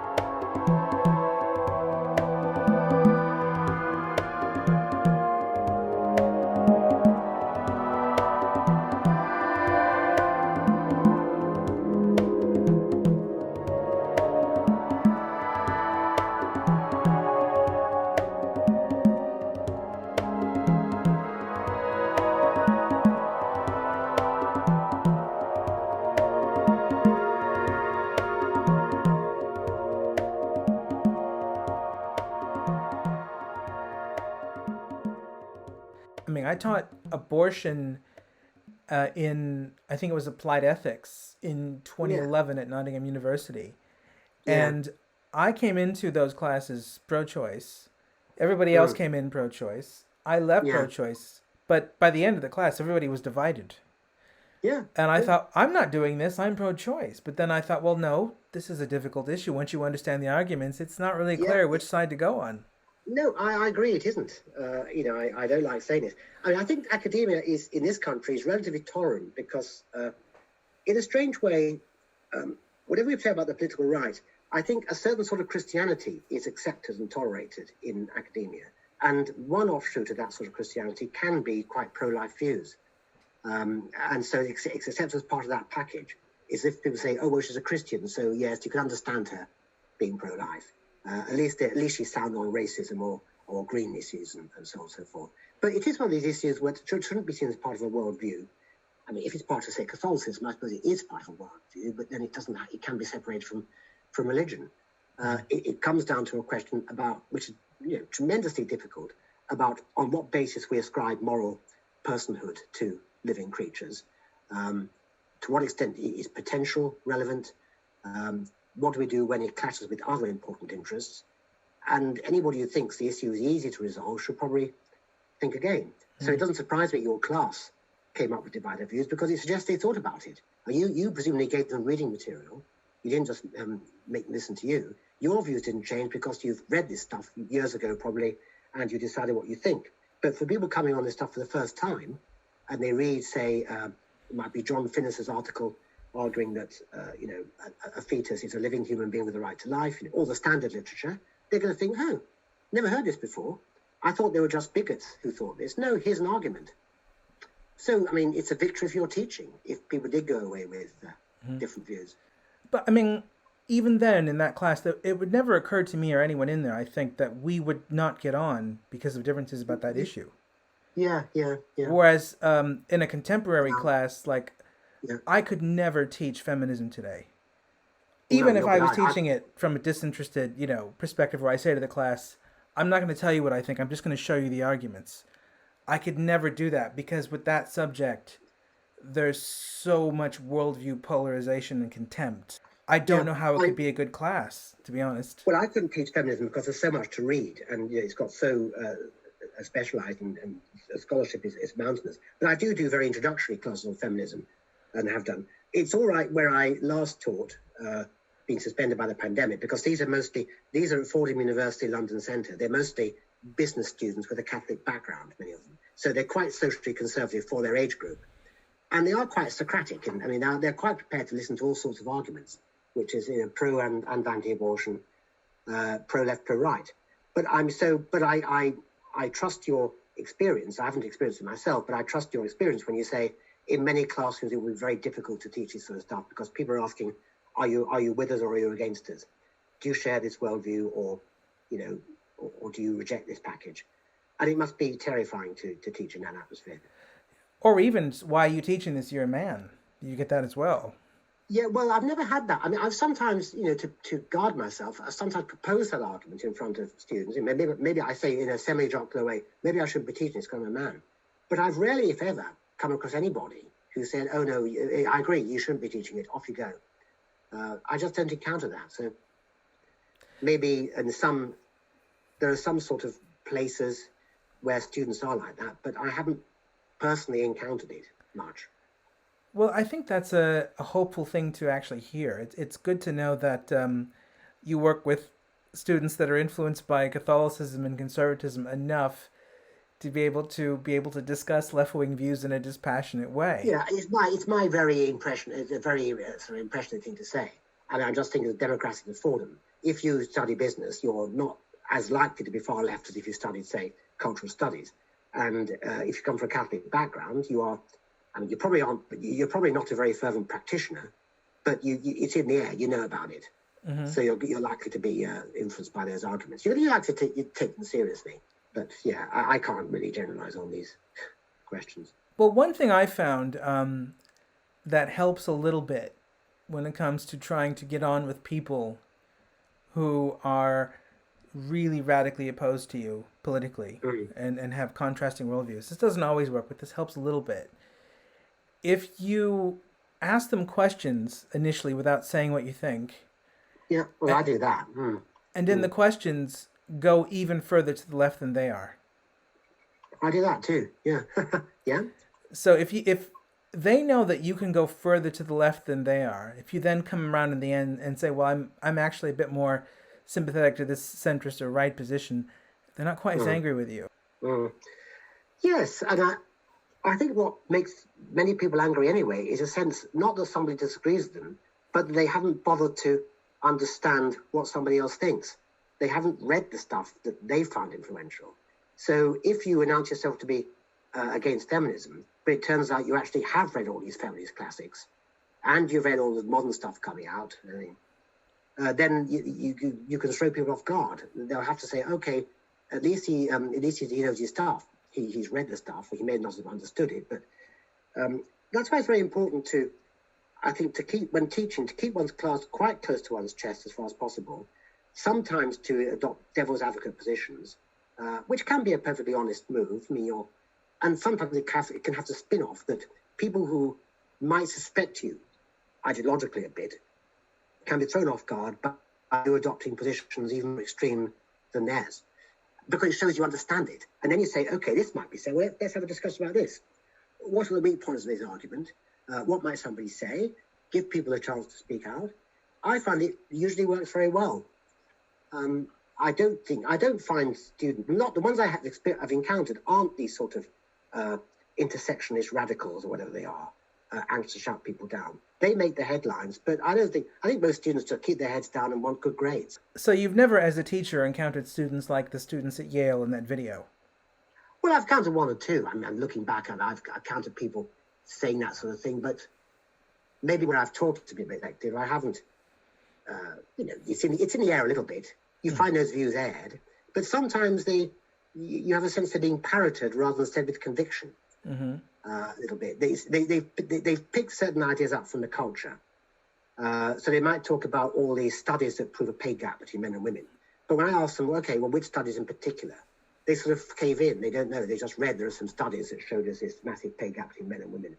And then you can have a rational argument and say, okay, well, let's leave that aside.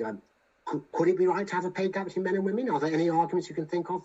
And then I'll think a bit. And then usually, to the extent I do teach culture wars issues, I've never had any serious problems with them. We get one or two a bit stroppy, but again, I just don't know about other places where I haven't taught. Yeah, and I think Britain's also different from America. You're very fortunate in that regard. I mean, I'm curious, like what you would do if you suddenly had a class, let's say in a different university, because you got invited to teach there, and suddenly you found you had a bunch of students, verbally abusing you, and trying to bully you for even having certain discussions. Like, how would you handle that? I don't know. I don't know. I mean, occasionally I have students being personally a bit rude or, unpleasant, but usually because they haven't had the mark they wanted. I mean, I've had, when I was in my very first jobs, a very long time ago, at Leicester University, where I think you're based, and they closed the department. They closed the department the very year after I joined it. I was basically the undertaker there to cliques from last year. There was a group of very left-wing students. This is the late 80s, so left-wing meant something a bit different to what it means now. And, they were very much into anti-racism, and many supported the IRA and that sort of thing, and were vegan vegetarians. I organised a philosophical discussion group in my office after hours, when a whole lot of people come along, and I think they wanted to sound me out a bit because they weren't sure what to make of me. We actually ended up having quite an intellectual and quite a nice sort of cosy discussion about those things. And I've noticed too, my first job ever was at North London Poly, as it then was. Now it's called LMU. Again, it was a hotbed of the SWP, and not among my students, but it was in the air. And there were some very sort of intellectual left-wingers there who really wanted to learn. And they weren't sure to make of me, but I think I got on with them well because I'd engage them. And I wouldn't attribute views to them unless I had evidence for doing so. So, I mean, my own experience, I think, is quite fortunate, but I don't know what I'd do if I found myself genuinely bullied. All depends then on institutional support, I think.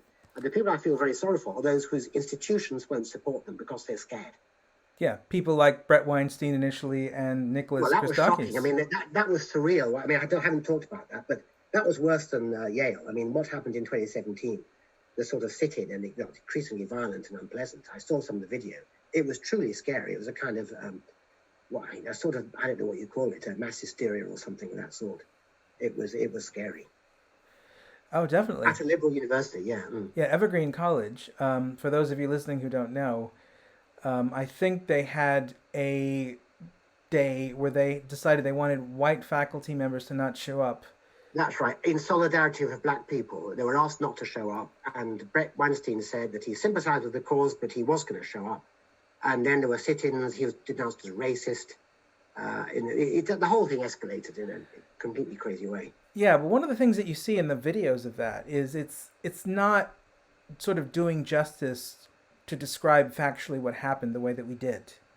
When you see it, it's so much more visceral and emotional and scary than what we just said. Because you can't reason with them in that state. No. They were You have to wait till you die down. Yeah, they were so angry. They had blood in their eyes. I mean, that it was just this intense atmosphere of almost like being persecuted by mobs, except the mobs were children. Yeah, I know. And it wasn't most people doing this. When you find this, you find ringleaders, you find people who agree with the ideas but not with the methods. You find people who aren't sure. You find people who disagree but don't want to say. You always find the same, the people divide in these ways. But I did see it on the video. I don't know how representative it is of what happened. But the irony is that Brett Weinstein regards himself as a classical sort of left winger. I mean, he's not an identitarianism, but somebody who's sort of classical left who, found himself hauled over the coals because he simply decided he didn't feel obliged to go in for this day of absence. Again, and I've showed that video to my Fordham students, and some found it quite revealing. I think some found it quite shocking, actually. I mean, you could say that Evergreen was setting up conditions in which they would have expected that to happen eventually, because ultra-liberal campus, yeah. Well, not just ultra-liberal, but they were allowing their professors to teach way too much of their opinions to students, rather than give students surveys of different opinions. Yeah, maybe. I don't know enough about it. It could be that. And I was taught at a liberal arts university very similar to that, where, there were some classes where you got surveys of different opinions, but mostly you got to, take a class with a particularly high-profile lecturer because the lecturer would teach you their views. Yeah. And I always thought that was bad education, but I don't know. What do you think about that? I think there's nothing wrong with people knowing your views. In fact, if you've published your views and they've read it, then they're bound to know them. I think on the whole, when you're beginning to teach people, you should make it clear that you are tolerant, that you are well informed, that you don't mind what's said in the class, as long as it's said courteously and politely, and allow other people to have their views too, and it will be taken seriously. So I say to my class that, look, I don't care whether you are a sort of radical transgender activist or a Donald Trump supporter. I mean, you can be both those things. Just if you've got something to say, don't be afraid. Other people are probably thinking it too. Come out with it and let's tease it out. Let's see if we can argue it Socratically. Say, look how old-fashioned I am. I mean, Socratic method and all that. And I think that it's helpful to conceal one's views in the early stages, but in the end, they're bound to come out. They can't not. So I wouldn't advocate total concealment. I would advocate initial reticence, let's say, without concealment, and then see how it develops organically. Yeah, I have no problem with that. I suppose what I had a problem with was when the professor was teaching their view as though it was a kind of knowledge. Oh yeah, well, I know, I know what you mean, yeah. And the problem with that is that it's not so much people expressing their views. It's starting from assumptions that it's quite clear cannot be questioned. That's the problem. There's a graduate student who writes a lot called Oliver Trowdy, if you've read him, who wrote a very good piece on the Heterodox Academy blog about this exact problem, talking about what Jonathan Haidt said about social justice activists sacrificing truth. Trowdy says it's not so much they don't care about truth, it's more that they just can't question their own assumptions. One thing I talk about in my chapter 3 is manifestations of feminism and arguments about the causes of different outcomes in men and women. In most of the academy and a lot of the media, as far as I can see, it's just assumed that all the causes of disparities are social causes, despite there being some evidence that there are other causes too. Even they might be evolutionary adaptations. Now, I don't know, and I'm not the expert here, but I talk about Steven Pinker's arguments for thinking that some of it isn't evolutionary adaptation. What you find I can imagine if I were teaching a class where feminism was a big thing, I would guess that you'd find a lot of just horrified at the thought that there could be evolutionary explanations being taken seriously at all. I mean, I've never come across, again, the students I taught are not, they're relatively conservative. But you can imagine anybody say, look, I mean, what do you mean? What's this guy? This is what racists say. That there could be male promiscuity could be an evolutionary adaptation. Obviously, there are other causes too. It has to be nuanced. But in certain circles, you'd be regarded as a kind of lunatic if you said that. Whereas I think it's possibly true. It's part of the truth. It's complicated. I'm not the expert. It should be discussable. Absolutely. I mean, I have problems with a range of evolutionary psychology type explanations. Not the kind that Yeah, Pinker gives in that particular passage, but yeah, there are certain kinds of evolutionary psychology explanations that I find deeply question making. But I also yeah. don't like outrage at evolutionary psychology, just in virtue of being evolutionary psychology. No, I agree. Yeah, I know. I mean, and also people confuse the discipline with conclusions. I mean, with some justification, because I suppose that almost all the people I know of who work in evolutionary psychology do reach those sort of conclusions. But even in theory, evolutionary psychology is just a discipline. Within that discipline, you investigate to what extent human psychology can be explained in adaptive terms, and you could reach all sorts of conclusions within that discipline. It should be possible to conclude that some of the differences between men and women that might account for certain inequalities might have as part of their explanation adaptive ones. It should be possible to discuss this. In my class, I do discuss it. I never had any serious problem. But I can imagine in other places, sort of, you might be seen as an enemy for raising the question at all. Because aren't evolutionary psychologists all racists and fascists? Hasn't it all been disproven? Yeah, that there is this weird idea that there is this consensus in the academy that everything related to gender is a social construction.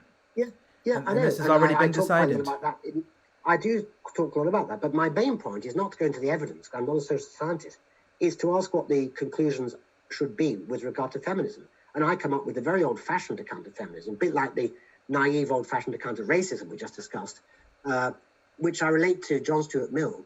And also the writings of a philosopher I do very much admire, who wrote a very good book 40 years ago, that isn't talked about at all these days, called The Skeptical Feminist, and that's Janet Ratcliffe Richards, who worked in bioethics after that, who wrote a confiscatingly brilliant book in 1980, arguing on two fronts, arguing for genuinely feminist conclusions, largely Millian and Rawlsian, I suppose, in inspiration, but also saying that a lot of 70s feminism had just gone off the rails by insisting on these social constructionist explanations for everything, and insisting on how it's sexist to admire beauty in women, this sort of thing.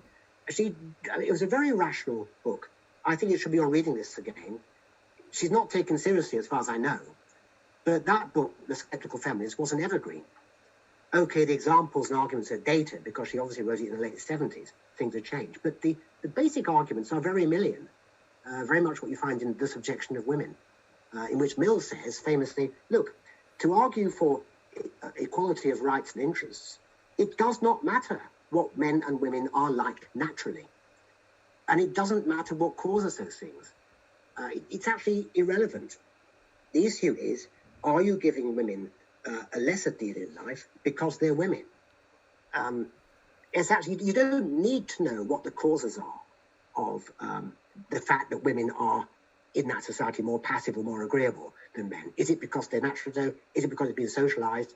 Mill thinks that clearly it has been socialized, but even if you take away the socialization, even if it turns out that women are naturally passive and agreeable and chaste and so on, that doesn't mean that society should enforce men and women into different roles. The difficulty with contemporary feminism is it feels like a lot of it is saying, whether it wants to or not, whether it realizes it's saying it or not, that men and women are fundamentally different. And part of what explains the oppression is the fact that men are not sensitive enough to the fact that women don't like when men do certain things. Yeah. And I'm sure some men are not sensitive enough to those things. But as you said a moment ago, there does seem to be this social constructionist assumption about everything. I mean, Kathleen Stockdale discusses this, and she is a feminist, but she discusses it how it's got into the idea that gender, as opposed to sex role, has become assumed to be socially constructed, not in reality. And there are people like Helen Pluckrose and James Lindsay who are associated with postmodernism, which may not be completely accurate. But certainly in general, the idea has got around, has become an assumption that all these differences, they can't possibly be due to nature or biology or genetics. They've got to be due to nurture. Therefore, how do we re-nurture people? The right answer is to say, like Mill, we should be initially agnostic about what the causes of these differences are. It doesn't affect the argument for a very basic sexual equality. And that's really what we should be pushing for, not going off on tangents, arguing about what the real causes are of women being more agreeable, for example. What would you say to somebody who says against Mill, actually, if it turns out that science tells us that women are much more sensitive to oafish Mm. sexual advantages than men are sensitive to oafish sexual advantages done by women, that means actually that the entire package of rights for women sexually in terms of harassment and rape and so on needs to be distinct from what it would be if we thought there were no differences between men and So women. what do you think, that women are much more, what was your word you use? Selfish? Much Sensitive. more sensitive, okay. That women are naturally more sensitive to Oafish sexual advances. oafish sexual advances. They might be, it could be, could have a protective mechanism. Again, it won't be true of all women. That's one thing always to remember with these things. It won't be true of all men. We're talking about averages. And that's a very important part of the basic Millian argument. You know, even if 99% of women are like this, that's not a reason to treat the 1% who's not as if they were. Even if 99% of women would not pass the physical test needed to get into the American military, that's no reason to keep out the 1% who would pass the tests. I mean, even supposing it were true that 99% didn't pass the tests. I mean, what we're getting onto here, I think, is something I touched on, but really couldn't get into in any depth, is the more essentialist argument, which you find it among Aristotelian Catholics these days, who say, look, there is men and women are of essentially different kinds. They share much in common, including their humanity, their intelligence, and so on. But when it comes to things like childbearing, they are essentially different, and that even non-typical cases should be treated according to what is natural for the kind. So you have a sort of Aristotelian argument. Now, I want that view to be discussable and not shouted down. I didn't go into it, and I don't agree with it, but I think it should be discussable, because you just don't hear it these days. What would you say Except in to... extreme, obvious right-wing circles. Yeah, what would you say to not an Aristotelian, but a sort of democratic variation on that argument to the effect of, we need etiquette norms that cater to the majority of women. So Yeah. if for instance, a small minority of women will get excited by a man sticking a camera under their skirt and taking photos of them bare, that has to be prohibited because most women don't like that. And the social norms have to cater not to eccentric women, but to most women. Well, I said I think it is right to prohibit it.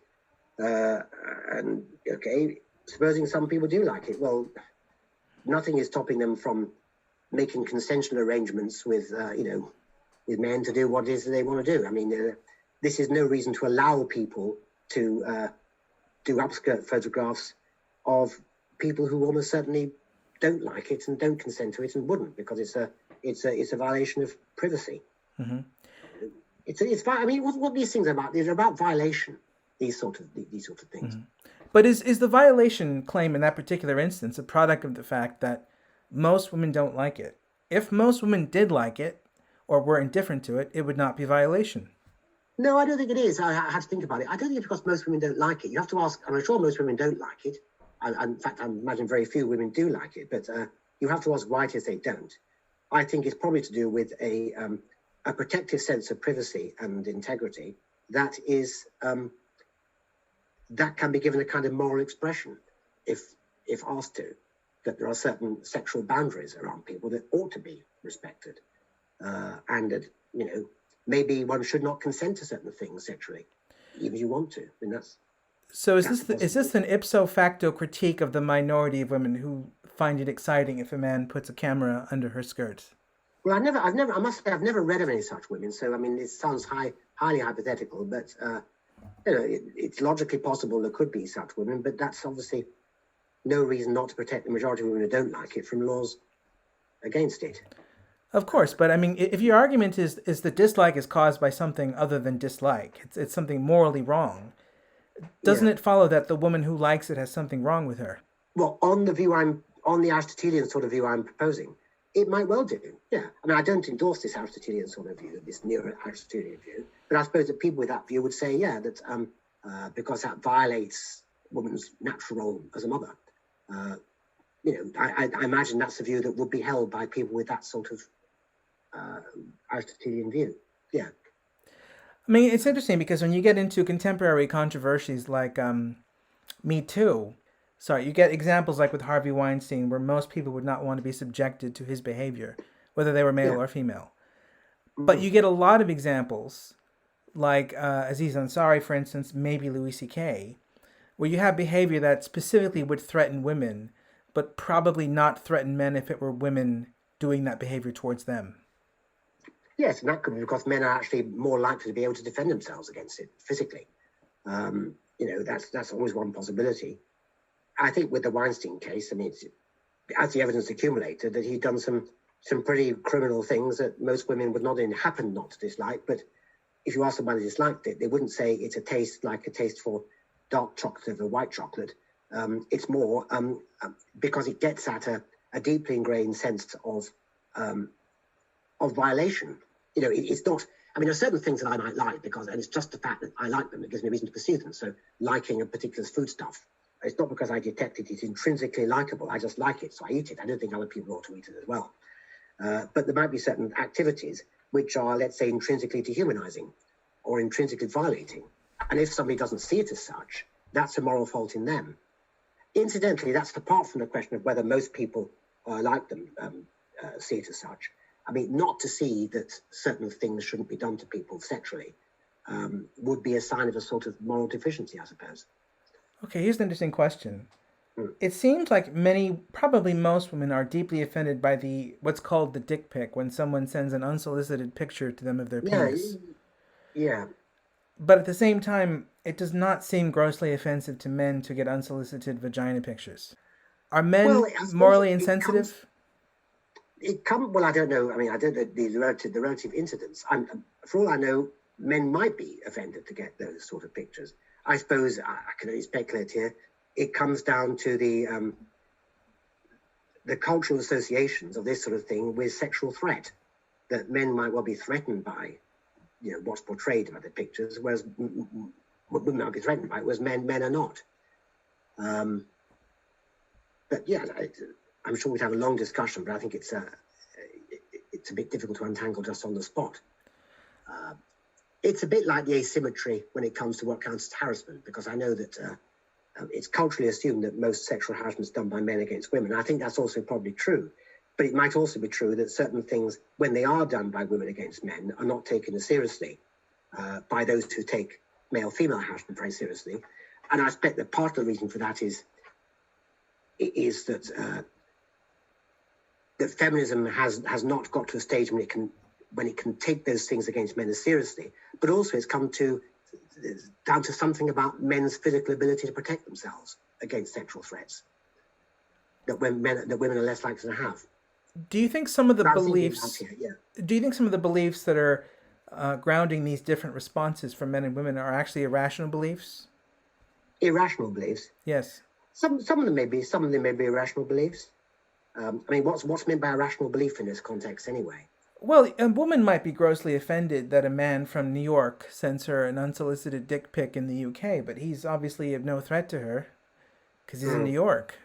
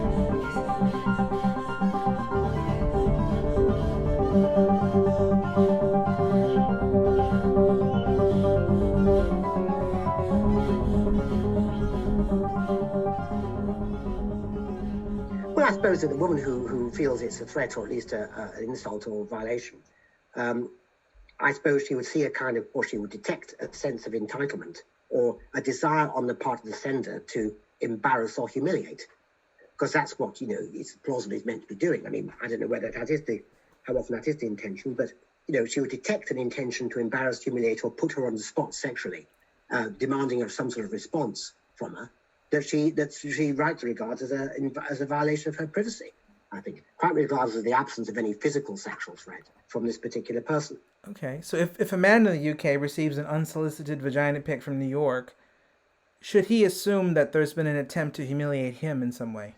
Well, you don't often hear this sort of stuff reported, but I suppose if it were to happen, if it does happen, maybe they should. Yes, maybe this is somebody, we don't actually know who the sender is, but this is somebody who is trying to embarrass or shame or put a man on the spot sexually in a way that he doesn't want to be. So yeah, possibly. Interesting. We'd have to think about it in more detail, I think, And this might be some area where evolutionary psychology might be explaining some of the disparities in psychological reactions, because it could be It might be. It could be that these behaviors were much more threatening in our evolutionary past than they are now. Yeah. But we still have these old reactions to them. Yes, I mean, also things, the thing about evolutionary explanations is that they don't refer to thoughts we actually have that explain their actions. It's more that many generations of ancestors who behaved in certain ways that mimicked those thoughts or reactions produced more offspring than those who didn't. And so, that's how it's always a backward-looking thing. It's not that evolution itself has a purpose of doing this. It's not that anybody in the process of evolution had those purposes. It's just the behavior. I mean, genes got spread by people having certain modes of behavior that tend to produce more offspring that could survive and reproduce. I mean, the whole, well, again, to talk about Janet Radcliffe Richards, I think she wrote a very good book called Human Nature After Darwin in 2000, which really unpicks very nicely what does and doesn't follow from Darwinian views of human nature. What would you say to the argument that most of the things that you describe in intellectual freedom and the culture wars are not as rational or as political even as they appear to be? They're just things from our evolutionary past popping up again and making people say all sorts of very strange tribalistic things that it's not even, worth bothering to try and figure out, because the explanation for all of this is our evolutionary history and tribalism and things like that. Well, I don't think evolutionary explanations operate at the right level. I mean, no doubt you can give causal explanations of why people behave in certain ways, but that doesn't capture the intentionality of their thinking. It doesn't capture what we take these thoughts to be about. So you could say equally that the ability to do mathematics is an evolutionary adaptation. Maybe at one point we need, an ability to count or multiply and so on has some conferred an advantage over creatures that didn't have that ability. But that doesn't mean that mathematics is not an objective discipline, something that we have reason to pursue, and or that there are truths to pursue in it. I mean, we mustn't assume that all causal explanations, such as the ones that evolutionary psychology comes up with, must be debunking explanations. We live in a world of meanings as well as a world of causes, I suppose. That must be the beginning of an answer to those things. Mm-hmm. Are you not sympathetic to the idea that, well, if people are behaving in a way that seems a bit strange, and a lot of the behavior that you describe in intellectual freedom in the culture war seems a bit strange and a bit new, that probably there is a good debunking explanation from evolutionary psychology that's going to tell us what what's sort of really behavior going on. I talk about these sort of pilings up on people and the enmities produced. Yeah, I'm sure there is. Yes, I mean, but then it could be all sort of evolutionary explanations, whether debunking or not, for all sorts of social activity, for bonding with your family members as opposed to strangers, or with or sexual attraction. All sorts of things can be explained in evolutionary terms, in the simple sense that ancestors with tendencies to behave like that, very broadly speaking, produce more offspring than those who didn't have tendencies to behave like that. So there was a survival value.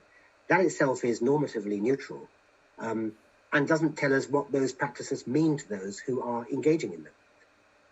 So all this tribalism, I'm sure, it's part of the explanation is, as you describe, maybe people who made common enemies were more successful in fighting rival tribes, this sort of thing, possibly.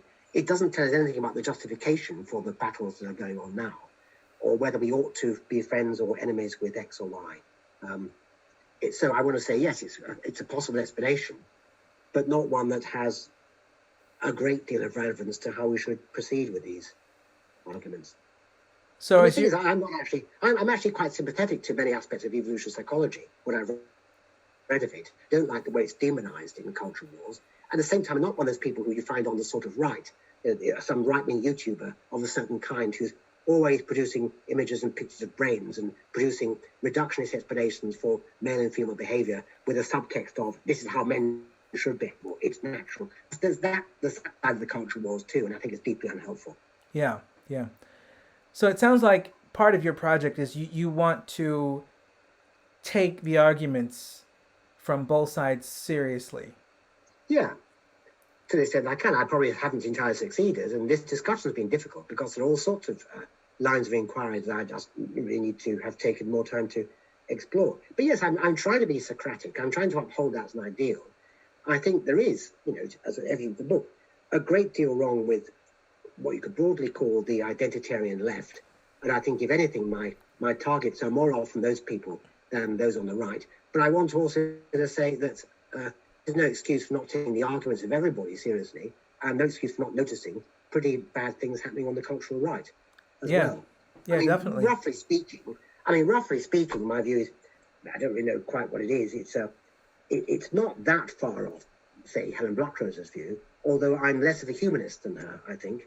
And I think I'm probably less on the economic left than she is, while being a bit also less on the social left. But I think that's the area. You could very, very roughly call it liberal humanism, I suppose, if you want to give it a name, very roughly. But I try to be Socratic. I think all kind of interesting ideas are coming up. A lot of tribalism, a number of false claims made, but a number of things which are true enough once they're refashioned, once they're stated properly. So I'm trying to do a bit of conceptual spade work, no doubt imperfectly in many ways, but I just tried to find a few flashpoints in the last few years and trying to work out what's going on philosophically with these things. So what sort of impact would you like this book, Intellectual Freedom in the Culture Wars, to have on the world? Well, I don't flatter myself it can have any impact on the world. I mean, it's an academic book published at a rather high price, and so it's not going to sell many copies. What I'd like it to do for those who read it is just give them some sort of framework for arguing about things, provoke them with some thoughts they might not have had, show them how arguments around these toxic issues might have interesting dimensions they hadn't thought of, and it's possible to argue about them in a civil way, and really provide maybe a sense of comfort that it's possible, I hope, to argue about these things in a civil way and a way that respects the objectivity of inquiry and of reality and of reason, and I suppose of civility. I mean, I do say at the very end, when I wrote the book rather hurriedly at the end, I said that part of this is a spiritual malaise. And I think that spirituality, broadly conceived, is a good way to approach this. If we're talking about the decline of things like compassion and empathy and trust and loyalty and love, forgiveness and those things, these are real human values. They are broadly spiritual. And I think they've been under attack, especially over the last few years in these, for want of a better term, culture wars, I think. So would you say that maybe one of the things that your book can do, amongst other things, is to be a sort of maybe therapeutic balm to an era that, among other things, is deeply psychologically disturbing to live through? Yes, and I think I want to give the reader a sense that I know how disturbing it can be, but that's not an excuse for giving up on reflection and argument. I know it can be disturbing to live through. I felt disturbed by these sort of things. I wrote it partly because I had a sense of perturbation. I mean, I wrote it originally, as I said, when I wrote a short article in Quillette, with which I came up with 10 symptoms of a sort of malaise that made free expression difficult, and then was encouraged to turn it into a book. So the very last chapter, I talk about things I identify, like in certain contexts, the normalization of hyperbole, the way that everything is overstated. There are epidemics of things where, in fact, there are just incidences. There's ideological hypervigilance. People are regarded as guilty by association with certain things. You say a certain thing, you must really be saying something else. There's a force of conformity, which can be pretty toxic. There's the use of anecdotal evidence to establish things in culture wars issues like feminism that really need a lot more thought. All these things are going on. I'm trying to lay out, I'm trying to do some conceptual analysis, some Socratic reasoning, to provoke readers with some provocative thoughts and ask them to make their own minds up about it. And I hope it spreads a bit beyond the people who can afford the steep prices of Palgrave's academic books. I don't have much hope of that, but I have some hope. I don't know. Well, I hope it spreads too, because I quite enjoyed it. Oh, thank you. Right. And thank you for coming on here and talking to me about it. I really enjoyed this. Not at all. Thank you for inviting me. And do what you can to spread it. But thank you very much. This is Greg Scorzo, and that was the Culture and the Offensive podcast. If you like this podcast, don't forget to hit the subscribe button. And if you're interested in any of the other things that we do at Coda Publishing, check out www.cultureandtheoffensive.com. At Culture and the Offensive, you can purchase my new book, Post-Socratic Dialogues Love, available from amazon.co.uk and amazon.com. You can also hear 3 chapters of that book for free in my play Love Before COVID, which we will post a link to below. So stay safe, be courageous, and don't forget to go outside of your comfort zone. And remember, when you hear things that sound wrong or stupid or silly or strange, don't forget to use empathy, clarity, and courage.